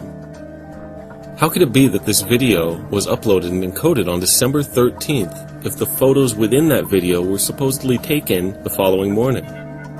Similarly, Jean Vauquet, an associate editor at the Newtown Bee, captured a short clip of the purported chaos behind the firehouse, which he also uploaded to the Newtown Bee's YouTube account. Ambulances and paramedics are being dispatched in from as far away as Waterbury and the Waterbury region.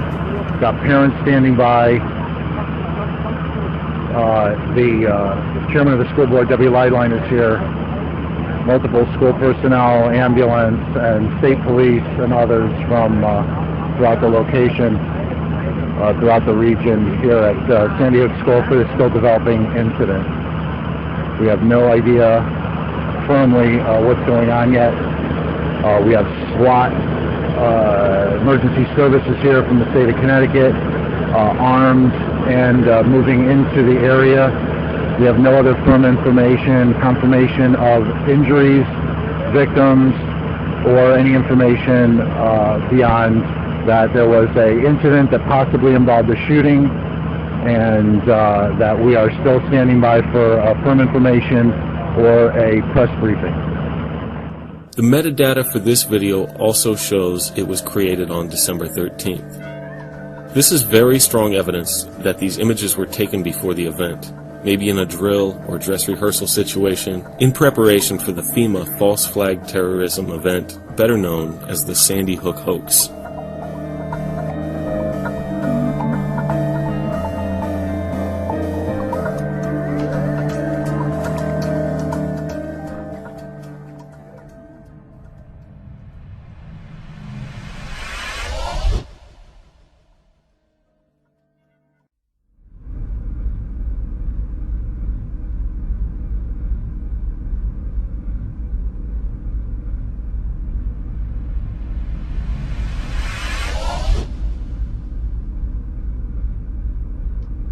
So jump for joy for Sandy Hook elementary janitor named Rick Thorne, who did a Paul Revere run through the hallways after spotting the gunman shouting, "A gunman is coming, a gunman is coming."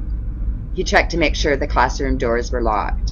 I'm going to talk about Rick Thorne and some of the discrepancies found in relation to him and early statements that were made. And these early statements that were made are very important. They're what came out before any editing and auditing has been done. Where you can find the most truth is in the early footage, when you compare to what we have information that's been given out almost 2 years later. When you go back and compare, it's almost insane. I got this photo from Sandy Hook hoax page from Tony. This is who Tony believes to be Rick Thorne. I found another picture myself attached to the name Rick Thorne. They look similar but not identical to each other. But we can't say for sure because, and this is the most suspicious thing about Rick Thorne, is that he has never ever been interviewed. Town Police Dispatcher. Okay, I have that. We have officers on scene. Thank you. What's your name? Rick Thorne. Okay. I'm in the building. All right, Rick, I've got you. I'm on the other line. All right, we have officers there. Thank you.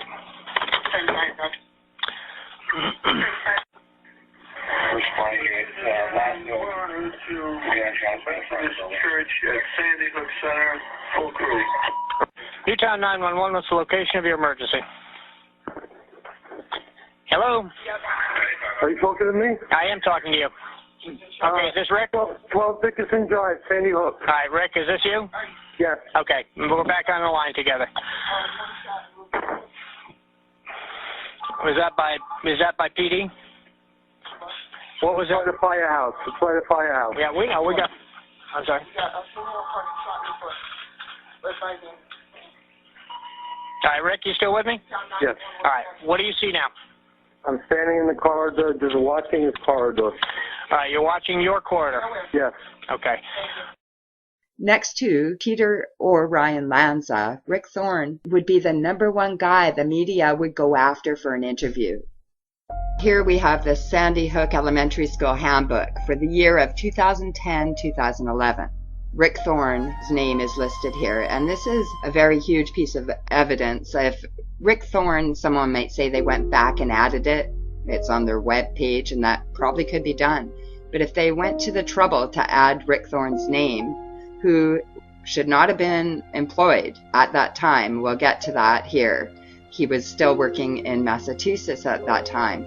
You know, if they went in to add Rick Thorne, why did they not correct Kevin Ancelotti's name? He's listed here as Antonelli, head custodian, instead of Ancelotti. So the fact that they added him after the fact doesn't make sense either. My belief is this whole handbook was fudged and created. So we have a newsletter here dated August 28, 2012, and this lists Rick Thorne, Kevin Ancelotti, and a couple other names worked tirelessly to prepare our school for its opening day. So this is for the school year of 2012. Next, we'll get into this article dated November 19, 2012. Rick Thorne worked as a custodian in Chelmsford, Massachusetts for 22 years, earning $20 an hour cleaning floors, cutting grass, setting up assemblies for the community. He's currently on retirement pension, getting $1,500 a month. And further in the article, it says Greenwood, whose wife has cancer, and Thorne still don't have new jobs 16 months later.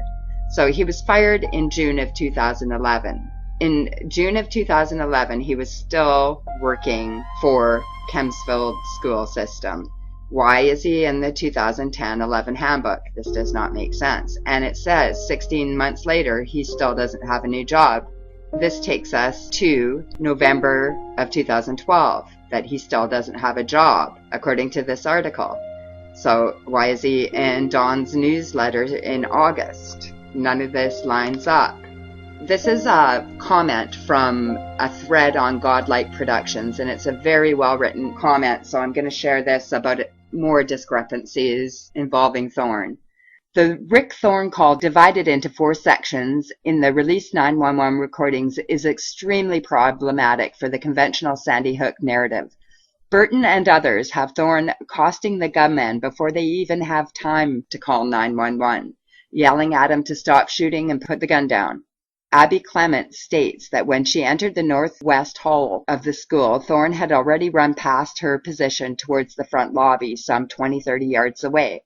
Thus, Clements has Thorne in the lobby only moments after the shooting began within the school. Yet, on the 911 call attributed to Thorne, he merely states, "I believe there's a shooting at the front glass, something, I don't know what, is going on." If Thorne had really run through the lobby to go eyeball to eyeball with a gunman and order him to drop his weapon, then purported content of this call makes absolutely no sense.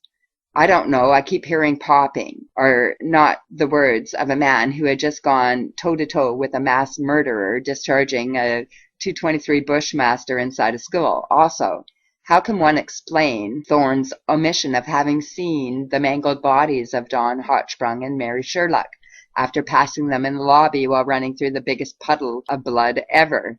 As in almost always the case with recounts of Sandy Hook incident, it is difficult to determine who is the liar. If call 1 was placed by Barbara Halstead, then Cox, Roig, Day, and Halstead's daughter are liars. If this call from Thorne is legitimate, then Clemens, Burton, Penna, Day are liars. Who is the deceptive party here, Thorne or the others? Or are they all liars, obfuscating participants in an event that is essentially a sham? Did this call attributed to Thorne even take place in real time? I don't know where the truth actually lies, but once again, the call attributed to Thorne is extremely problematic. And there's more. There's this next article. I have found a big discrepancy with what custodian Rick Thorne says one of the dead staff in the hallway, either Dawn Hochsprung or Mary Sherlock, was wearing versus what the official report says the principal/psychologist wore. Rick said one of them was wearing an orange dress. Lastly, Thorne related that as he was being escorted out of the school, he observed 2 adult females lying in the hallway by the office. Thorne stated that they were near a bench and they both appeared shot. Moreover, Thorne stated that he did not recognize them, but he did notice that one of the females was wearing an orange dress. His testimony was taken December 14, 2012 at 12:51 hours, so it would have been fresh on his mind. Now, notice, in the scene report, a detailed description of both Dawn and Mary are given their deceased state in the hallway. Guess what? Both are wearing jeans and not a dress. And here's the specifics. Mrs. Hochsprung had brown hair and was wearing a gray and red hooded sweater, red long sleeve shirt, blue jeans, and a calf-length brown colored boots. Miss Sherlock was wearing a blue long sleeve shirt, tan tank top shirt, blue jeans, blue socks with a brown colored shoes. There was a pair of eyeglasses on the floor east of her body. There was a blue colored material around her head that was possibly a headdress or large neck scarf. So, who is lying? Anyone see a problem with this? Moving on. Those are all huge.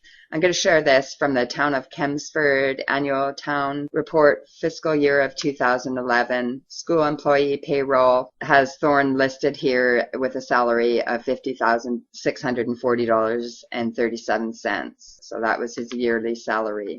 I'm going to share this as well. This is a Spokeo record connected to Chelmsford Rick Thorne on Gorham Street. I did not find a specific number address for Gorham Street, but I snooped around a little bit. There's this weird article about bones found at 54 Gorham Street. I'm not going to share details of that right now, but I'll show that that address sold November 14th, 2012 for $1. So that's a month prior to the events of Sandy Hook. There's another 38 Gorham Street that sold for $1 listed here on December 28, 2012, so 2 weeks after the event.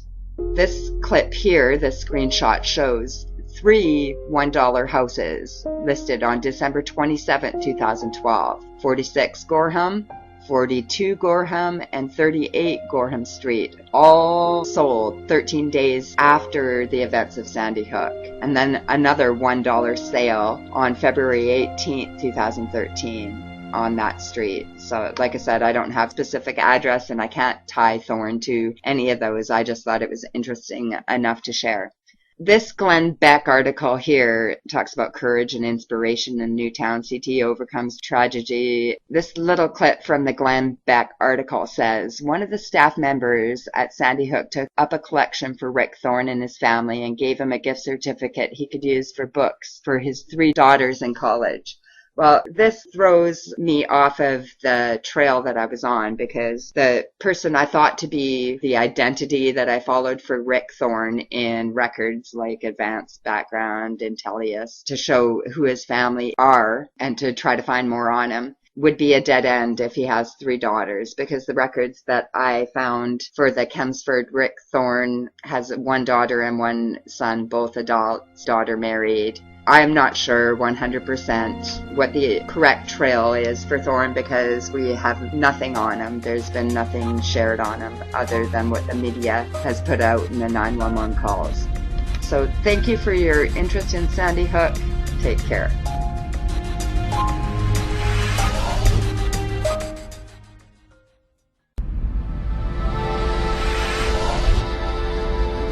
The media may not have simply overlooked the discrepancies in the case of Sandy Hook. Outlets like CNN and others seemed to, in a few instances, fully participate in the deception. Take, for instance, a CNN piece from just a few days after the event. To quote from the article, "Scuba was clipping hair on Friday at Robert Anthony's hair salon, the shop he, his mom, and sister have run for the last 13 years. Because this case was so devoid of fruitful leads for reporters to follow, it's not unexpected for them to resort to a war of sensationalism. In this example, the reporter, Wayne Drash, attempted to portray Adam Lanza as a deeply disturbed individual. Let's watch for a moment. Owner of the Robert Anthony Salon in Newtown says Adam Lanza was silent and never made eye contact when he'd come in with his mother for his regular haircut. I would always make jokes with him, trying to talk to him, and just make conversation with him, cutting his hair. He wouldn't say a word. He wouldn't look down from the tile. He wouldn't look up. Even though Lanza was in his teens, Scuba says his mother appeared firmly in control. The only time that he would move or make any type of movement is when his mother told him to. That was it.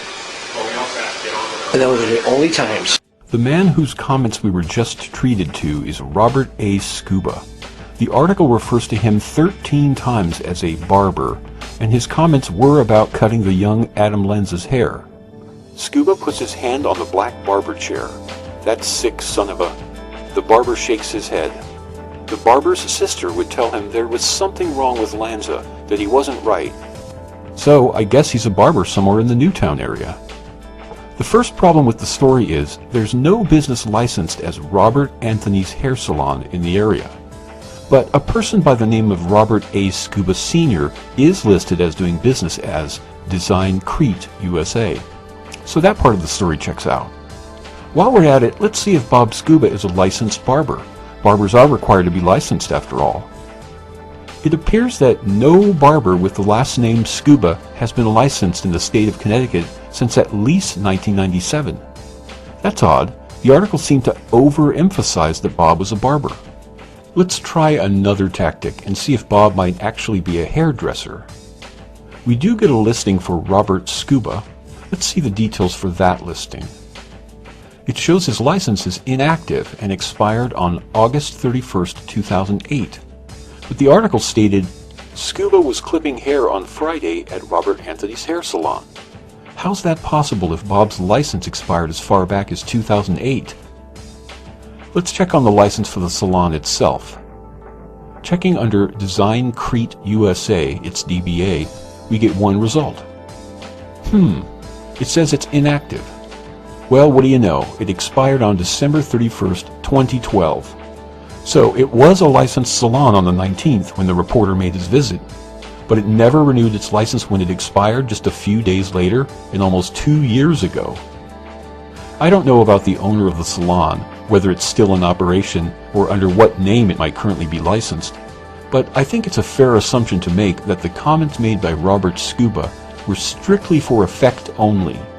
Did he ever cut the hair of a person named Adam Lanza even once? I doubt it. I'll conclude this line of investigation with another quote from the CNN article. I wish I would have killed him then, he says. Or he should have killed himself a long time ago. He would have saved us all the trouble.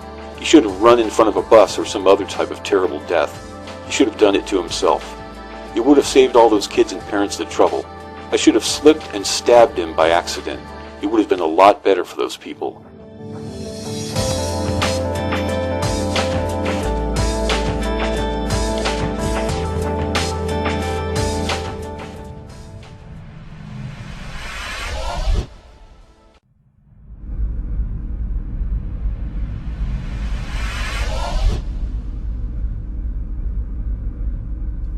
There is very little video footage from the day of the event. The video footage that we do see is chock full of anomalies. Based on these anomalies, many people have come to the conclusion that what we are seeing is evidence of a drill rather than that of a mass shooting. So let's take a look at a few examples so you could judge for yourself. Scanning the scene of the incident, we observed that Dickinson Drive, the road between the firehouse and Sandy Hook School, is completely blocked off. Trapped from going either forward or backward, the lone ambulance on Dickinson is practically useless. All other ambulances are parked at the firehouse, away from the crime scene, and are all facing the same direction. By 10:29 a.m., under an hour after the onset of the event, ambulances and even small quads were inaccessible, as evidenced by 408's transmission stating, "I can't get the quad up here, the road's blocked too much." Gridlock was a major issue, and Maureen Will, who just so happens to live directly across the street from the firehouse, was the Newtown Director of Emergency Communications and was at the helm during the event. In a shocking admission, Miss Will admits gridlock was an issue, stating that surrounding law enforcement agencies self-deployed, resulting in gridlock on Riverside Road, forcing her to place another local fire station on standby because the trucks at Sandy Hook were completely blocked in. Gridlock can also be attributed to having the reunification point at the firehouse just a few hundred feet away from the school, thus clogging the streets with any potential parents attempting to pick up their child.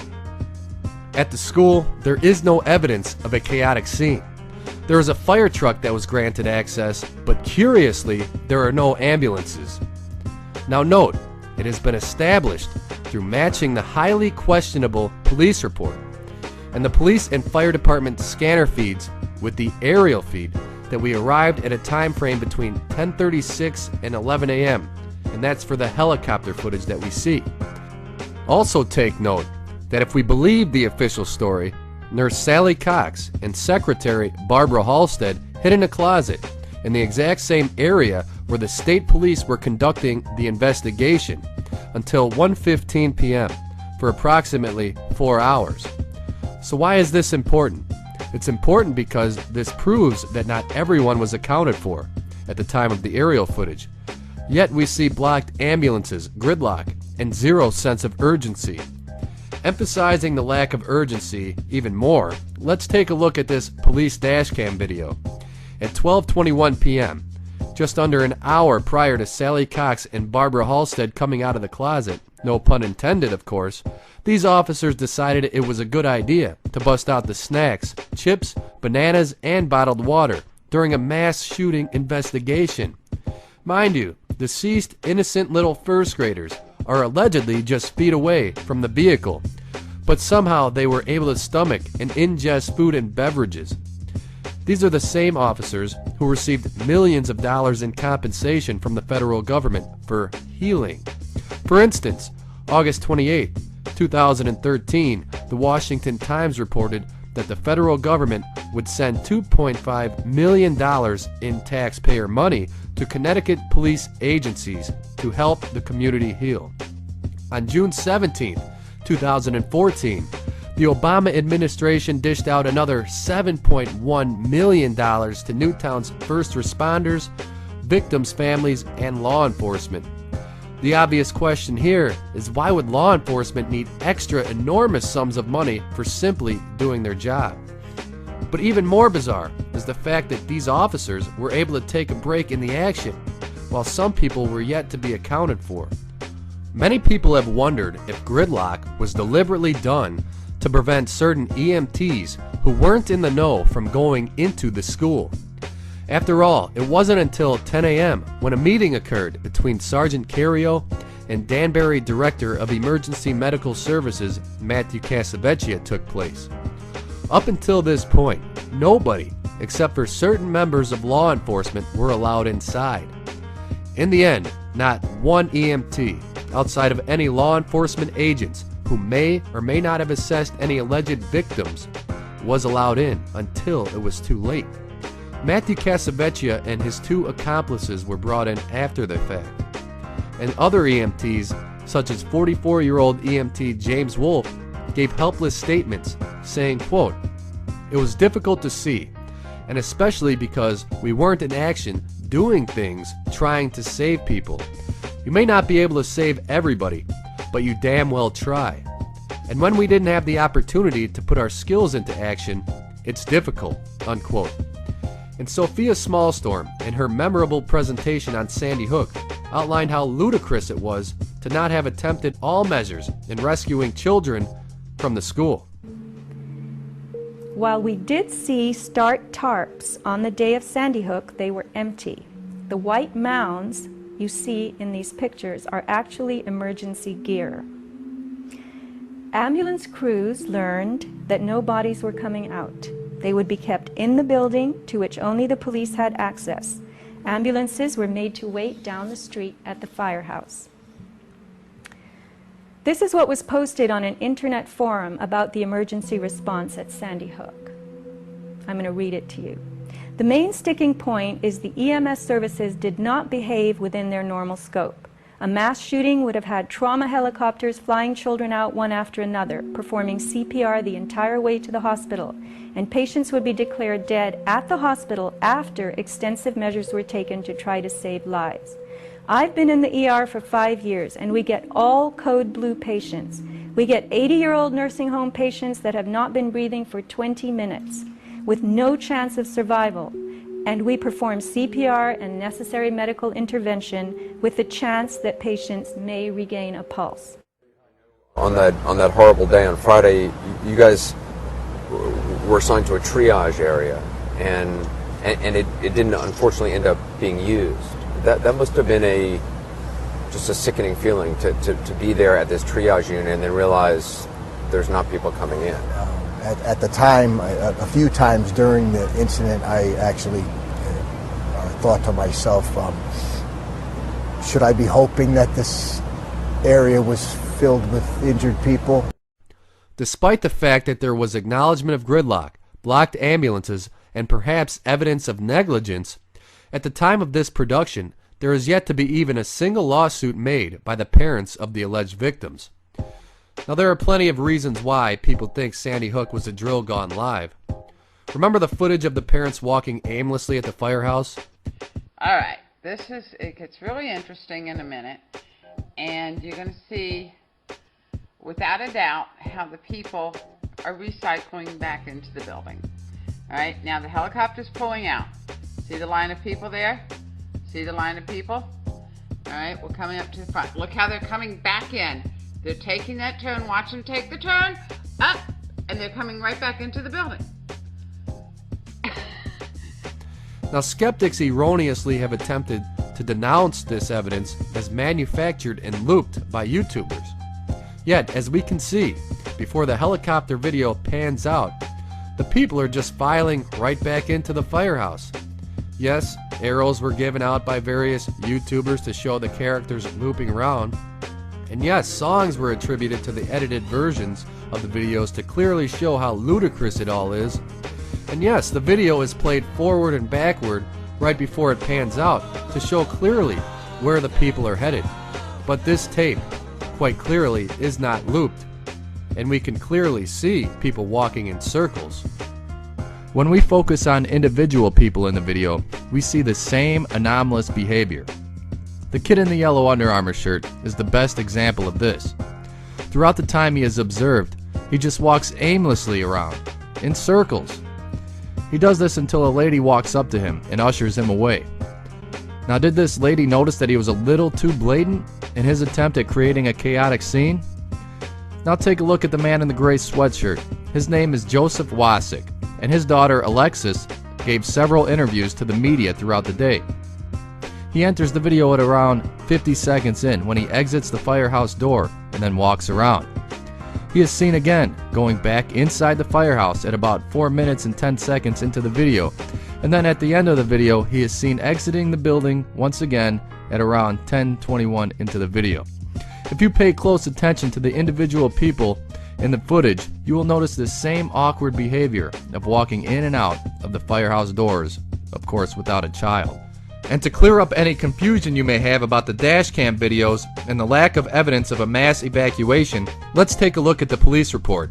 In report number 000-56732, the John McGeever dashcam timeline, it states that, quote, the following is a timeline of pertinent events that were captured by the video recorder and observed and recorded by me while watching this DVD, signed by Allison Peters. It is a video of a forward-facing view from the cruiser of the school parking lot and captures the northeast corner of the building. Now, the northeast corner of the building just so happens to be where the majority of the alleged evacuations took place. Remember, the officer claims to have watched the video and observed the mass evacuation, yet we never see it in the video. These are blatant lies. The issue with Sandy Hook is the abundance of redactions and the total lack of visual and video evidence pointing to a real mass shooting. We are told many tales of what happened, but how can we trust the Connecticut State Police when they have been proven to be liars? We are told that 25 of the bodies weren't even worth rushing to a hospital. We are told that only 3 EMTs were allowed access into the school to assess the dozens of bodies located inside. Everybody else was ordered to stand off. We were told that these bodies were left to rot in the school all day long. We were told by Peter Lanza, of all people, via the New Yorker, that his son could barely tie his own shoe at the age of 17. Yet this uncoordinated, mentally challenged kid was able to accomplish the unthinkable within just minutes. The police report states that Lanza, after he was done with his rampage, piled dead bodies in a bathroom.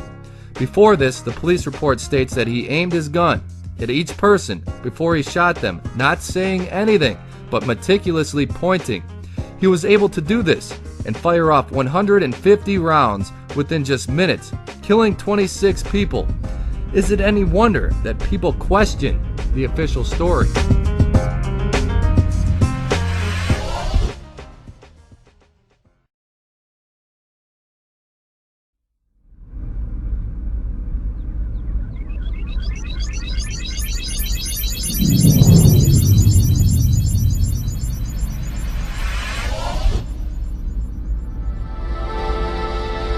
Hello to everybody out there. My name on YouTube is Professor Doom, and I want to take a moment right now to thank you all who have shown and expressed interest in this subject, one of the biggest hoaxes that have ever been perpetrated on the American public, and that is the events that took place December 14th, 2012 at Sandy Hook, Connecticut. I wish to thank those who've asked me to participate in the collaboration of this video, and for those of you who have seen my videos on this particular subject, I will be covering a few of the findings that I have discovered and I have presented in previous videos, but I represent here in this collaboration for you all, and I will get to that here right now for you. I'd like to share with you here a little bit of my background so you can understand why I took on the project of making videos regarding the Sandy Hook hoax, and you'll get a better understanding of what experience I've had in the matters of studying police documents and police reports. I took a paralegal course and have written many briefs. I have written federal lawsuits, state tort actions, one amicus curiae, and for those of you who do not know what an amicus curiae is, it is a friend of the court brief. I have also done several petition for habeas corpus motions.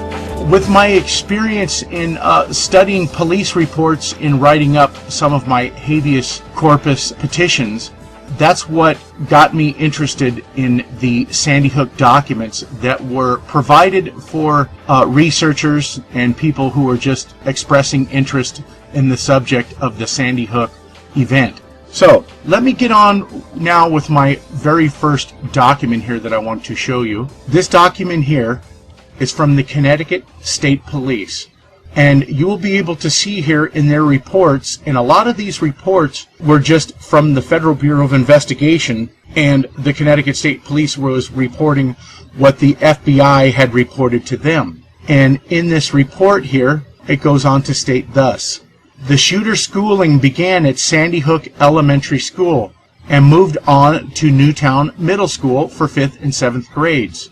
Around 7th grade, the shooter moved to St. Mary's School and then moved to Newtown High School, where he completed 9th grade. Okay, so I'm going to stop there on this document, and I want you to take notice that nowhere in this document does it ever mention anything about the school St. Rose of Lima. And as you can see here, that they make it quite clear that Adam Lanza, the shooter, had attended Sandy Hook Elementary School.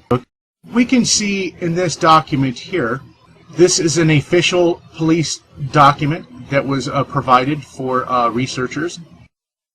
And they go on to state here that on March 6, 2013, this detective met with 4 individuals who had worked or who have worked at Sandy Hook School for an extensive period of time. Furthermore, they worked at the school when the shooter attended.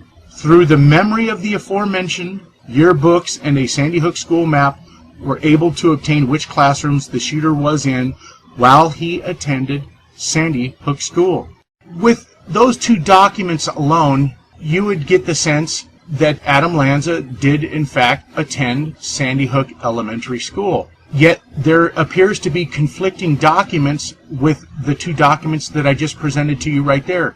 And in the first document that differs from that account is this one right here.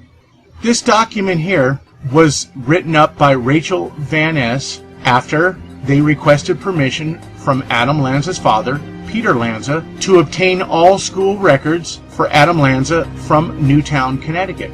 And the only school that is mentioned here or in any other documents where records were to be obtained, and the only school listed is St. Rose of Lima School, and it states here, number 355, St. Rose of Lima School records pertaining to Adam Lanza.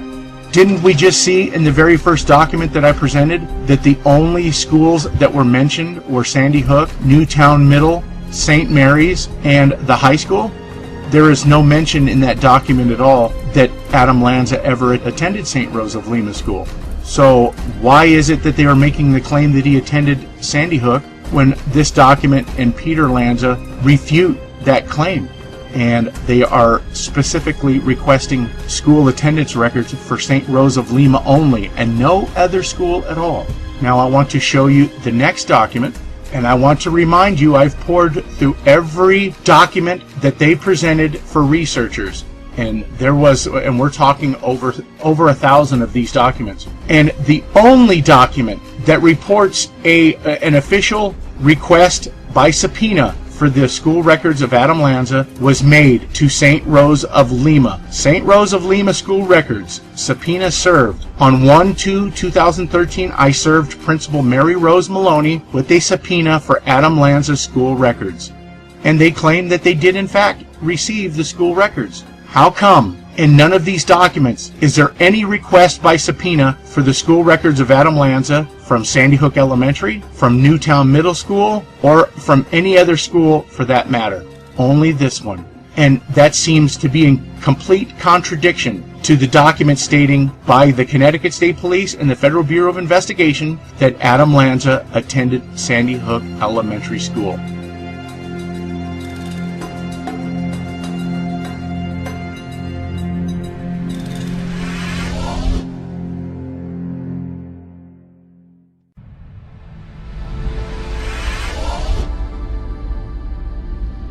Most of you watching this are aware that the purported shooter, Adam Lanza, had an older brother, Ryan Lanza.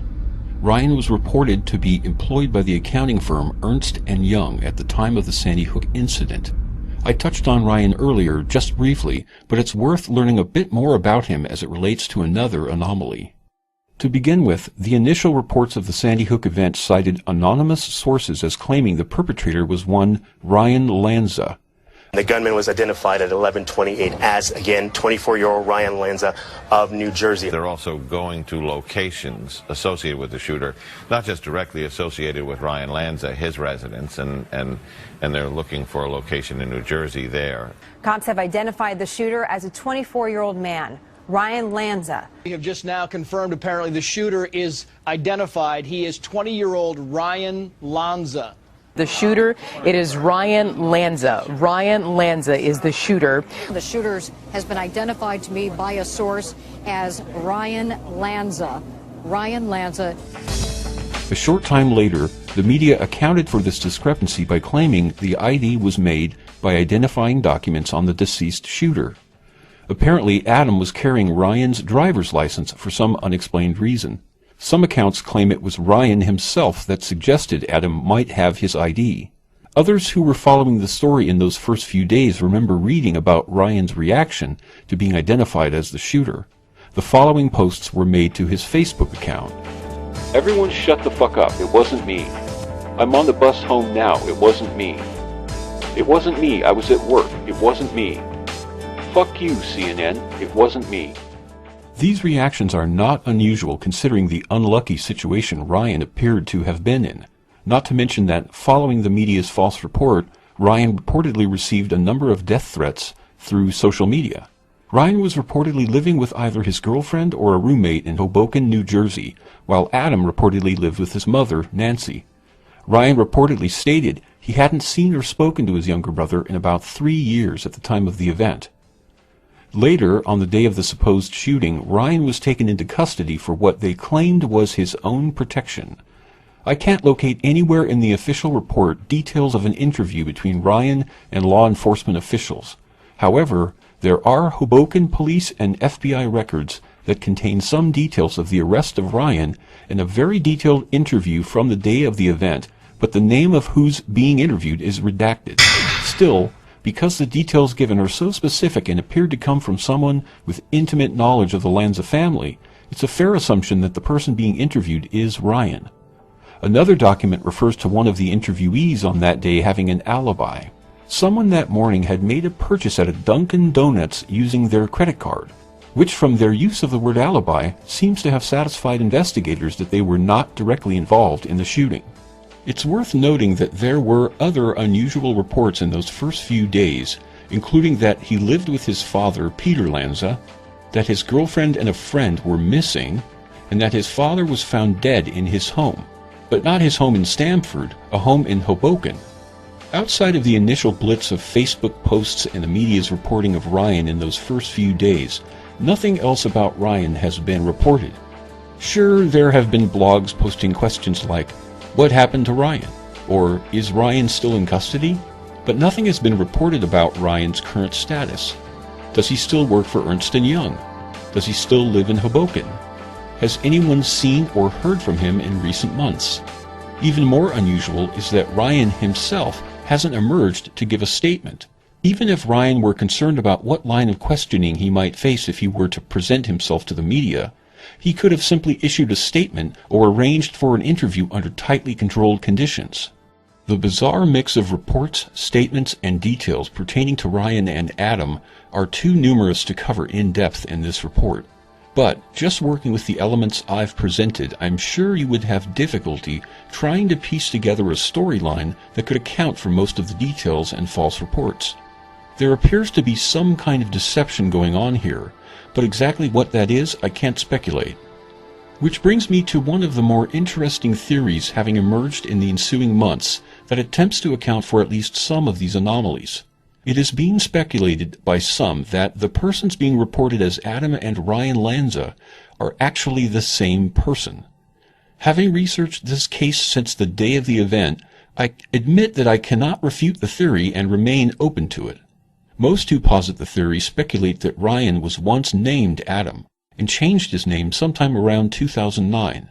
Still, others simply theorize that Adam never existed at all, a theory that, if true, would pose a real problem for authorities involved in the case. This, the last of my 3 segments, though, is about a strange event that occurred in late December of 2012 relating to Ryan. Sometime soon after the shooting event on the 14th, a Facebook account was created that purported to be that of Ryan Lanza. Subsequent to that, a reporter from the New York Post contacted the account holder, which somehow led to what the New York Post reported as a Facebook interview. The Post wasted no time in running with the story and reported some of what was said by Ryan. "I'm a victim. I lost my mom and brother. I will miss you, bro. I will always love you as long as I live." They reported that Ryan posted a picture of Adam with the following message: "Rest in peace, Adam Peter Lanza." The problem with all of this is that it was a complete hoax. Ryan had reportedly shut down his Facebook account almost immediately after the event. Countless Facebook and other social media pages were then created by persons other than Ryan. Just days after the Post ran their story, they were contacted by Errol Cockfield of the public relations firm Edelman, which happens to be the world's largest public relations firm. Acting as a spokesperson for the Lanza family, he issued a statement on their behalf that chalked the whole thing up to the unfortunate result of a poor editorial process. Boy, that's putting it mildly. Thanks to the New York Post, other publications picked up their story, including Huffington Post, the UK Telegraph, TMZ, and others. They must have assumed, as many would, that editors at the Post had verified the reporter's story, especially in light of the hair-trigger reporting that had plagued the story just days earlier. What bothered some wasn't the fact that the Post screwed up and ran with a totally illegitimate story. It was the way in which they handled the recovery from their blunder. First, rather than retract the story and remove it from their website, they chose instead to simply update the story. In other words, they kept the full text of the totally fabricated story and simply noted that it was a hoax, to which, when read, would prompt the reader to ask, "Why the hell am I reading this?" The story remains plastered throughout the internet, linking back to the Post story as any reputable news outlet would. Next, the Post couldn't resist making a last-ditch effort to deflect the blame onto those who would shamelessly reprint their story. In the Metro section, they ran a brief update they called Twisted Fake on Facebook. The last sentence reads, "The bogus posts and instant message chats were reported by news outlets, including the Post," which implies they were no more responsible than any of their syndication partners.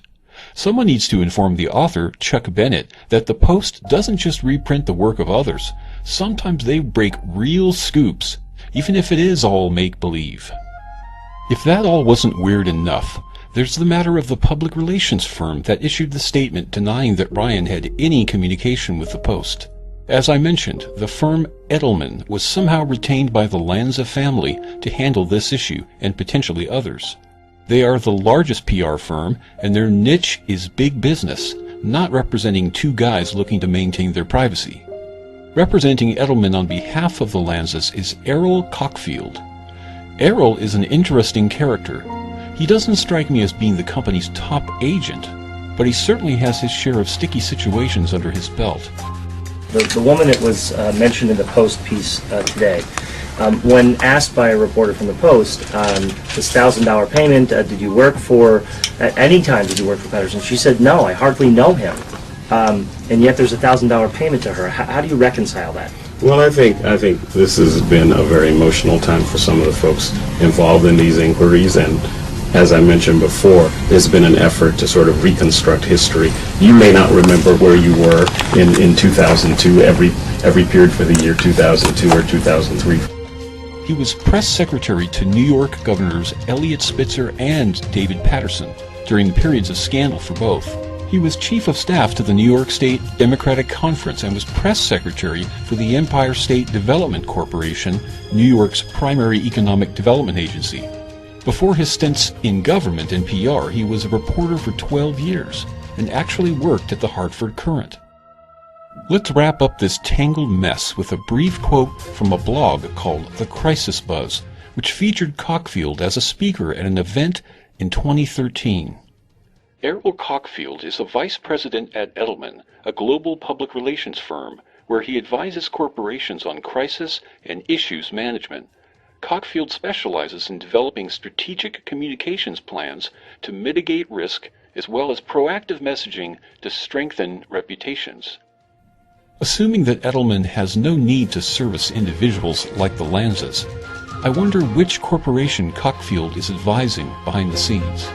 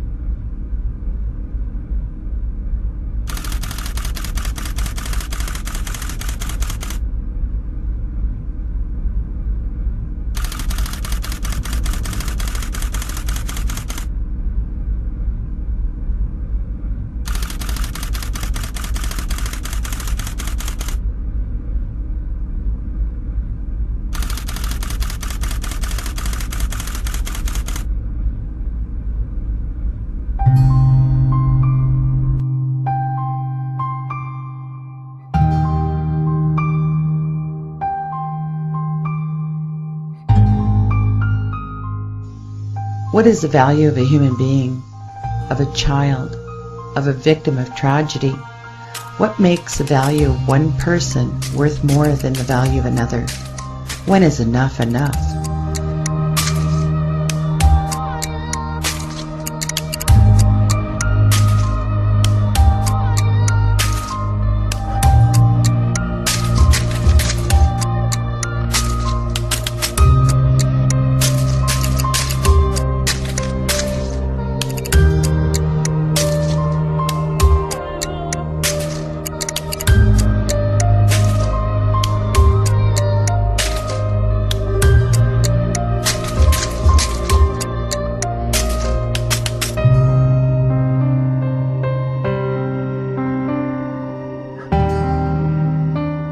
Sandy Hook families have been compensated millions of dollars by the government. They have raised millions themselves through private charities and fundraisers. Others have donated tens of thousands of dollars, and yet, almost 2 years after the event, they are still asking for more. And they continue to receive more as well. What is it that makes them so different as to have become instant millionaires?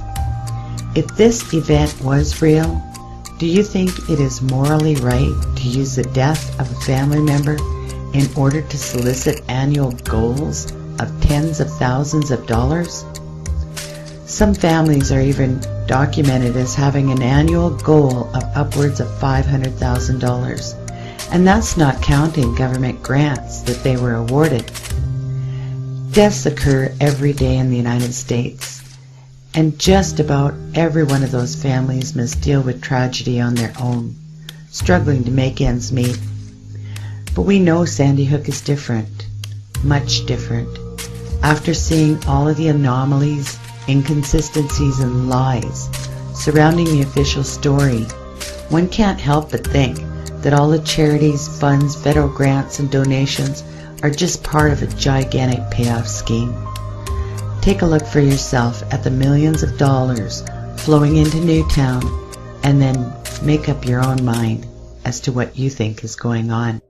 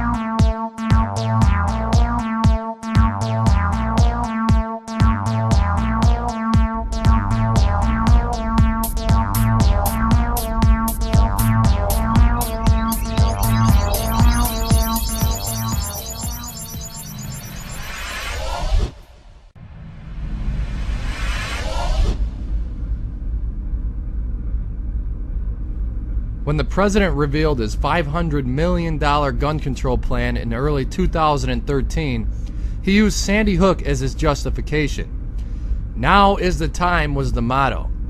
Background checks, the banning of high-capacity magazines and assault weapons, increased school security, and increased mental health services were the stated goals.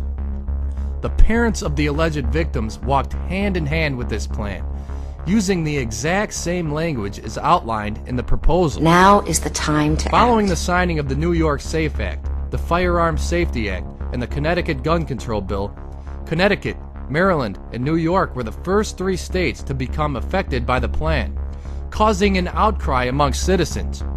In Connecticut, one man voiced his opinion louder than most. I'm not here to cite crime statistics, lives saved with a gun, or the economic impact of the proposed asinine legislation, some of these gun control bills you have proposed. I will, however, read from the Connecticut State Constitution. Section 15 reads very clearly, we all know what the Second Amendment says, but Section 15 in the state constitution says very clearly, every citizen has a right to bear arms in defense of himself and the state.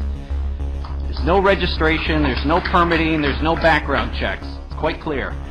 While most people are aware of the correlation between Sandy Hook and gun control, many are cognizant of the mental health connection. Enter Adam Lanza, who, according to the state police report, had no clear motive for the alleged shooting spree. In an effort to fill an obvious void of intention, blame was placed on Lanza's claimed mental illness, despite the fact that no mental health records had been made public. A fact that didn't stop the media, politicians, Sandy Hook parents, and the pharmaceutical industry from lobbying for and passing expensive mental health legislation.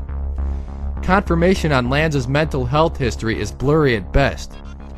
Lanza's stated primary psychiatrist, Dr. Paul Fox, was forced to surrender his license in July of 2012, after his place of employment became aware of ethics violations. He was discovered having sexual relations with clients while prescribing them with mind-altering drugs. After being highly dosed by Dr. Fox, one mother described her daughter as a walking zombie. Seems like a reliable source of information, doesn't he? Shortly after being fired, Dr. Fox fled the country to New Zealand. He gave his official statement on the Sandy Hook investigation to the Connecticut State Police over the phone on December 17, 2012. A summary was given by the police explaining, quote, All of his medical records pertaining to clients he treated in the United States are currently in storage in the United States. Just one day later, Fox renounced his statement as he explained to police, quote, "Any medical records pertaining to Adam Lanza have been destroyed since it has been over 5 years. The 5-year statute excuse that Dr. Fox used is false. The MedWatch organization AbleChild found fault with this claim statute as they discovered, quote, according to the regulations of Connecticut State Agency's medical records 19A-14-42, unless specified otherwise herein, all parts of a medical record shall be retained for a period of 7 years from the last date of treatment. Questions surrounding Lanza's mental health are endless, not to mention his entire existence. So what do we actually know about Adam Lanza? Perhaps digging into his past life can lead to some sort of justification for the millions of dollars spent on mental health as a result of the event. But it seems as if his entire existence is shrouded in mystery. After 2009, there is very little trace of him at all. The younger pictures of the boy portrayed as Adam Lanza are of a joyful, smiling child, while the recent images issued out by the media are psychotic looking. The grainy, googly-eyed photos that we see appear to be altered to create the illusion of a deranged psychopath. There are unnatural straight-edge lines on the neck area. There are blurred-out areas near the mouth, and the googly-eyed effect is, well, a nice attempt at creating a mentally disturbed kid. Peter and Nancy divorced in 2009. At this time, Adam disappears from the radar, and his brother Ryan appears, causing many people to believe that Adam and Ryan are one and the same. Now, we can't say with any certainty that this is the case. Nonetheless, the media was careless at times and outright deceitful in their attempt to get an accurate portrayal of Adam. One example comes from the Joshua Flashman interview. Attempting to give motive to the shooting, Fox News reached out to Flashman, a native of Sandy Hook, Monroe area, an aspiring actor, and who supposedly had inside information regarding the Lanzas. He was quoted by Fox News falsely stating that Nancy Lanza was a kindergarten teacher, and that she loved the kids more than she loved him, and that she was planning on having him committed. A nice attempt at creating motive. Shortly after the article was published, Flashman took to the comments section and his Twitter page to dispute how Fox portrayed him as an insider. He states the following: "I told the reporter about what was being said in the town, nothing more, nothing less. I told the reporter what the people in town were saying about Adam Lanza's motive, and next thing I know, I'm intimately acquainted with the Lanza family and knew Adam's motives firsthand. Funny, I didn't know that. Fox approached me and spent 2 days trying to convince me to go on the record, but I just wanted to get on TV, right?" Yes, this is how the media operated during the onset of the Sandy Hook event. If there wasn't a clear motive, make it up. If someone spoke out on a subject, twist his or her words to create motive. Instead of reaching out to a second or third-hand source, one would think the media would go right to the source, Adam's father. Adam's father, Peter, has never given an on-camera interview. His only public testimony comes via the New Yorker, in an article entitled "The Reckoning" by Andrew Solomon. Allegedly, it was Peter who reached out to Solomon, saying that he was finally ready for an interview. So why Andrew Solomon of all people? One would think that every news agency in the land would be foaming at the mouth to get the blockbuster interview from the killer's father. The seemingly obvious answer of why Solomon was chosen comes from his background. Andrew Solomon's father, Howard Solomon, was the CEO for the pharmaceutical giant Forest Laboratories, which produces the drug Lexapro. Coincidentally, according to Solomon's article, Lexapro was the drug prescribed by Dr. Fox to Adam.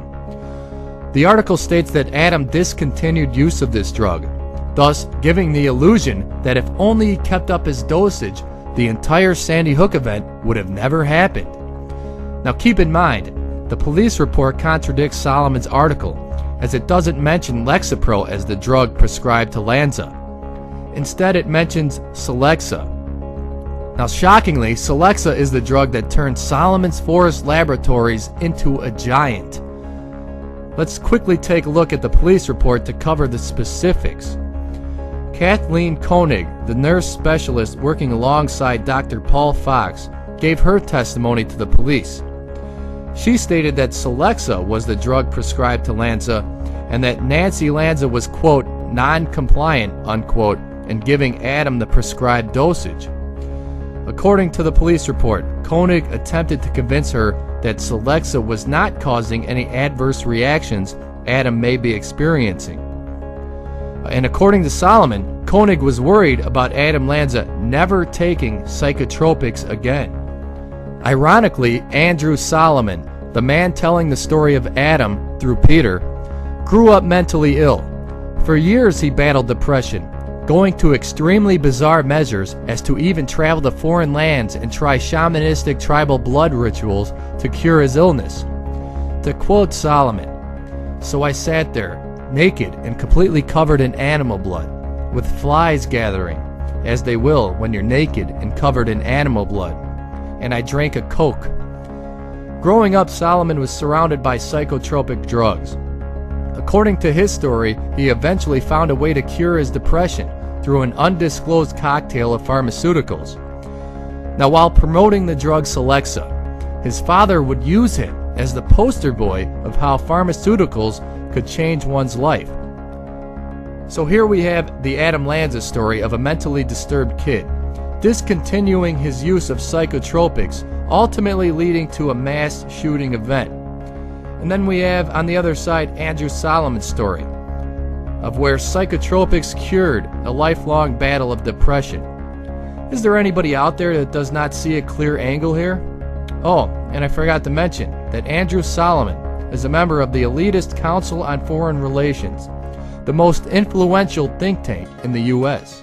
Even more bizarre is the fact that all of Adam Lanza's alleged psychiatrists were from the Yale Child Study Center, and Dr. Ezra Griffith, a psychiatrist from Yale University, was appointed by Governor Malloy to sit on the Sandy Hook Advisory Commission to recommend mental health care in the state. Now, Yale's Child Study Center even testified before the commission. Talk about a major conflict of interest. Mental health, just like any other illness, is a serious problem. There are proper ways to handle it. Pushing pills, psychotropics, and pharmaceuticals in a society that is already overly vaccinated is not one of them. Especially not from a large pharmaceutical corporation like Forest Laboratories, who has several multi-million-dollar lawsuits against them, one of which is for deceptively and unlawfully marketing the adolescent depression drugs Lexapro and Celexa by using misleading drug labels and paying people to endorse them. And it goes without saying that using a fabricated event to push for certain agendas is about as morally unjust as you can get.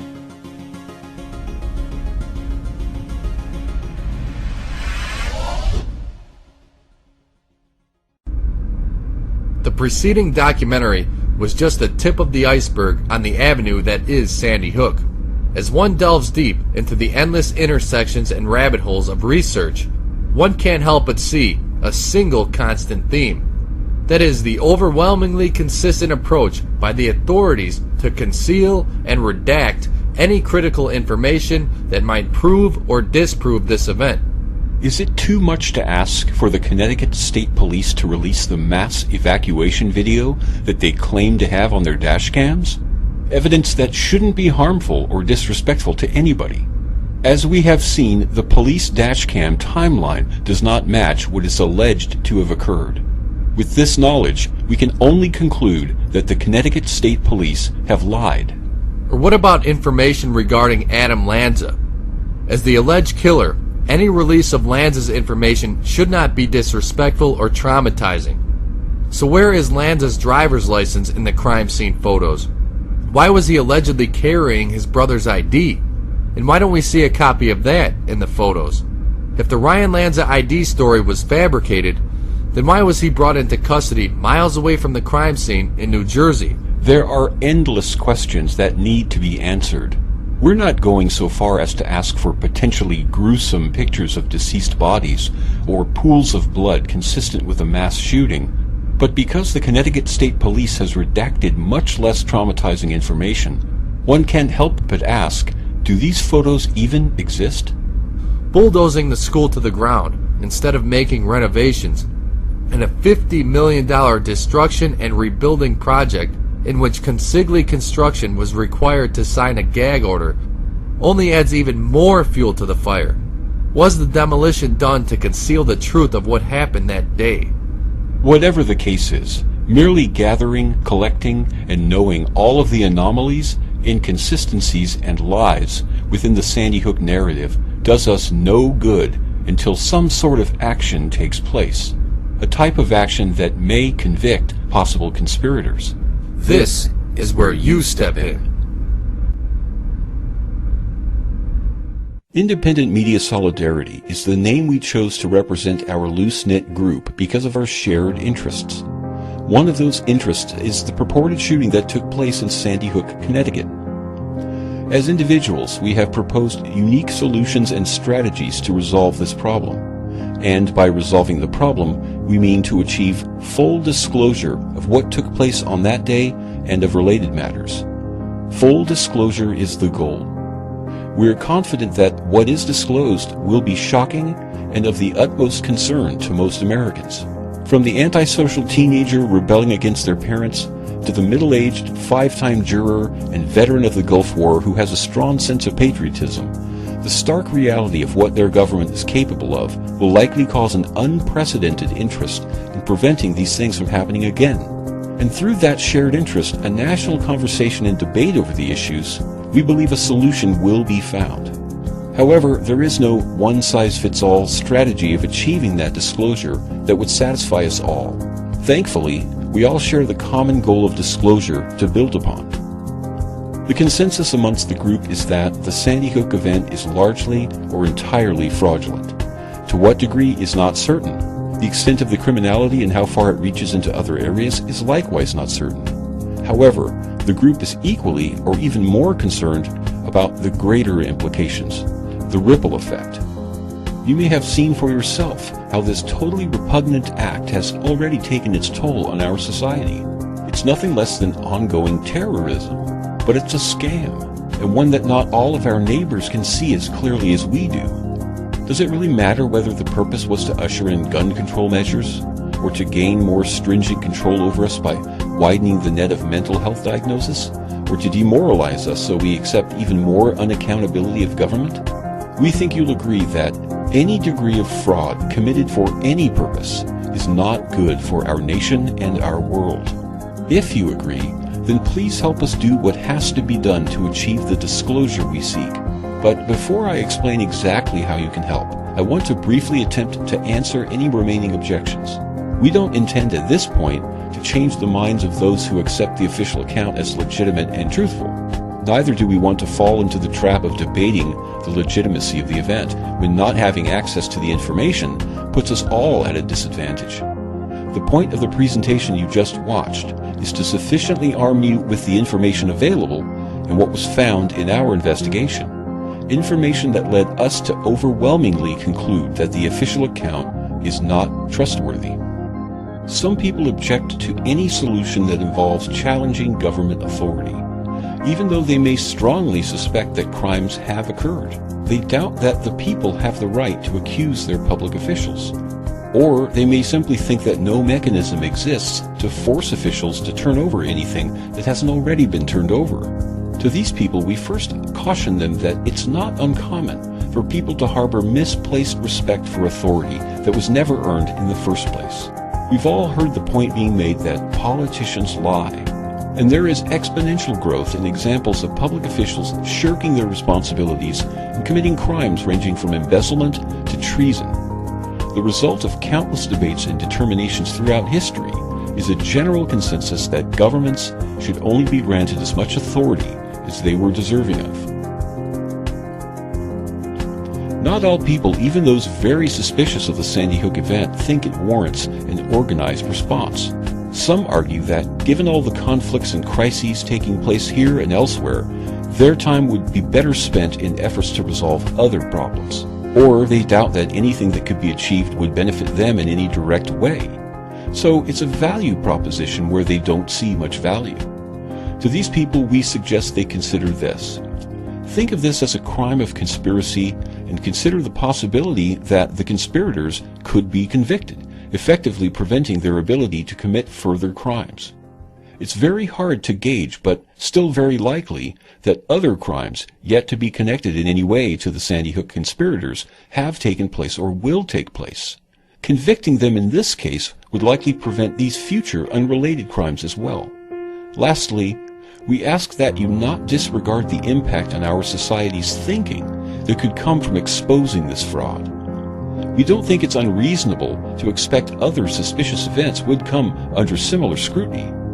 How much would you value living in a world where massive institutional fraud had been exposed and would be much more difficult to attempt ever again? Our final point that we hope will answer any objections to joining your neighbors in taking action to resolve this problem is this. Can you sense that something is amiss in your country? Operative 23, the time is now. This is the voice you have learned to fear. And other countries as well. This is the voice you have learned to fear. This is the voice of terror. Again we bring you disaster. Maybe you sense something far worse is going on, but can't quite pinpoint what it is. We think that whatever the overarching problem that plagues us is, part of that problem is simply secrecy. We lack the information in both national and global affairs to make informed decisions or to simply protect ourselves from harm or misfortune. The appropriate rallying cry might be to wake up and smell the coffee. The media is a powerful but deceptive force that impacts your life. Whether you've been observing this all along or just catching wind of it, the general attitude we have of the press is growing increasingly negative. And the corporate and government-sponsored media outlets, rather than respond to the people's interests, are shockingly making matters worse with more content deemed propaganda and refusing to fulfill our request to inform us. Getting back to that sense that something isn't right, picture that reality as a trajectory, a direction we're going in, and we're staying fixed in that direction like we're riding on a rail, no doubt laid by the powerful forces or institutions that have chosen a destination for us of their choosing. And you can imagine the momentum we as a total society have collectively, especially because so many of us are taking a nap in the back seat and aren't able to help slow our speed or steer us in a direction that better serves us. One way or another, this train has to be stopped or derailed. And if it so happens that secrecy is their greatest means to committing crimes and deceiving us, shouldn't we strive to put an end to this secrecy? To do this means we have to start somewhere, and we believe the place to start is Sandy Hook. Well,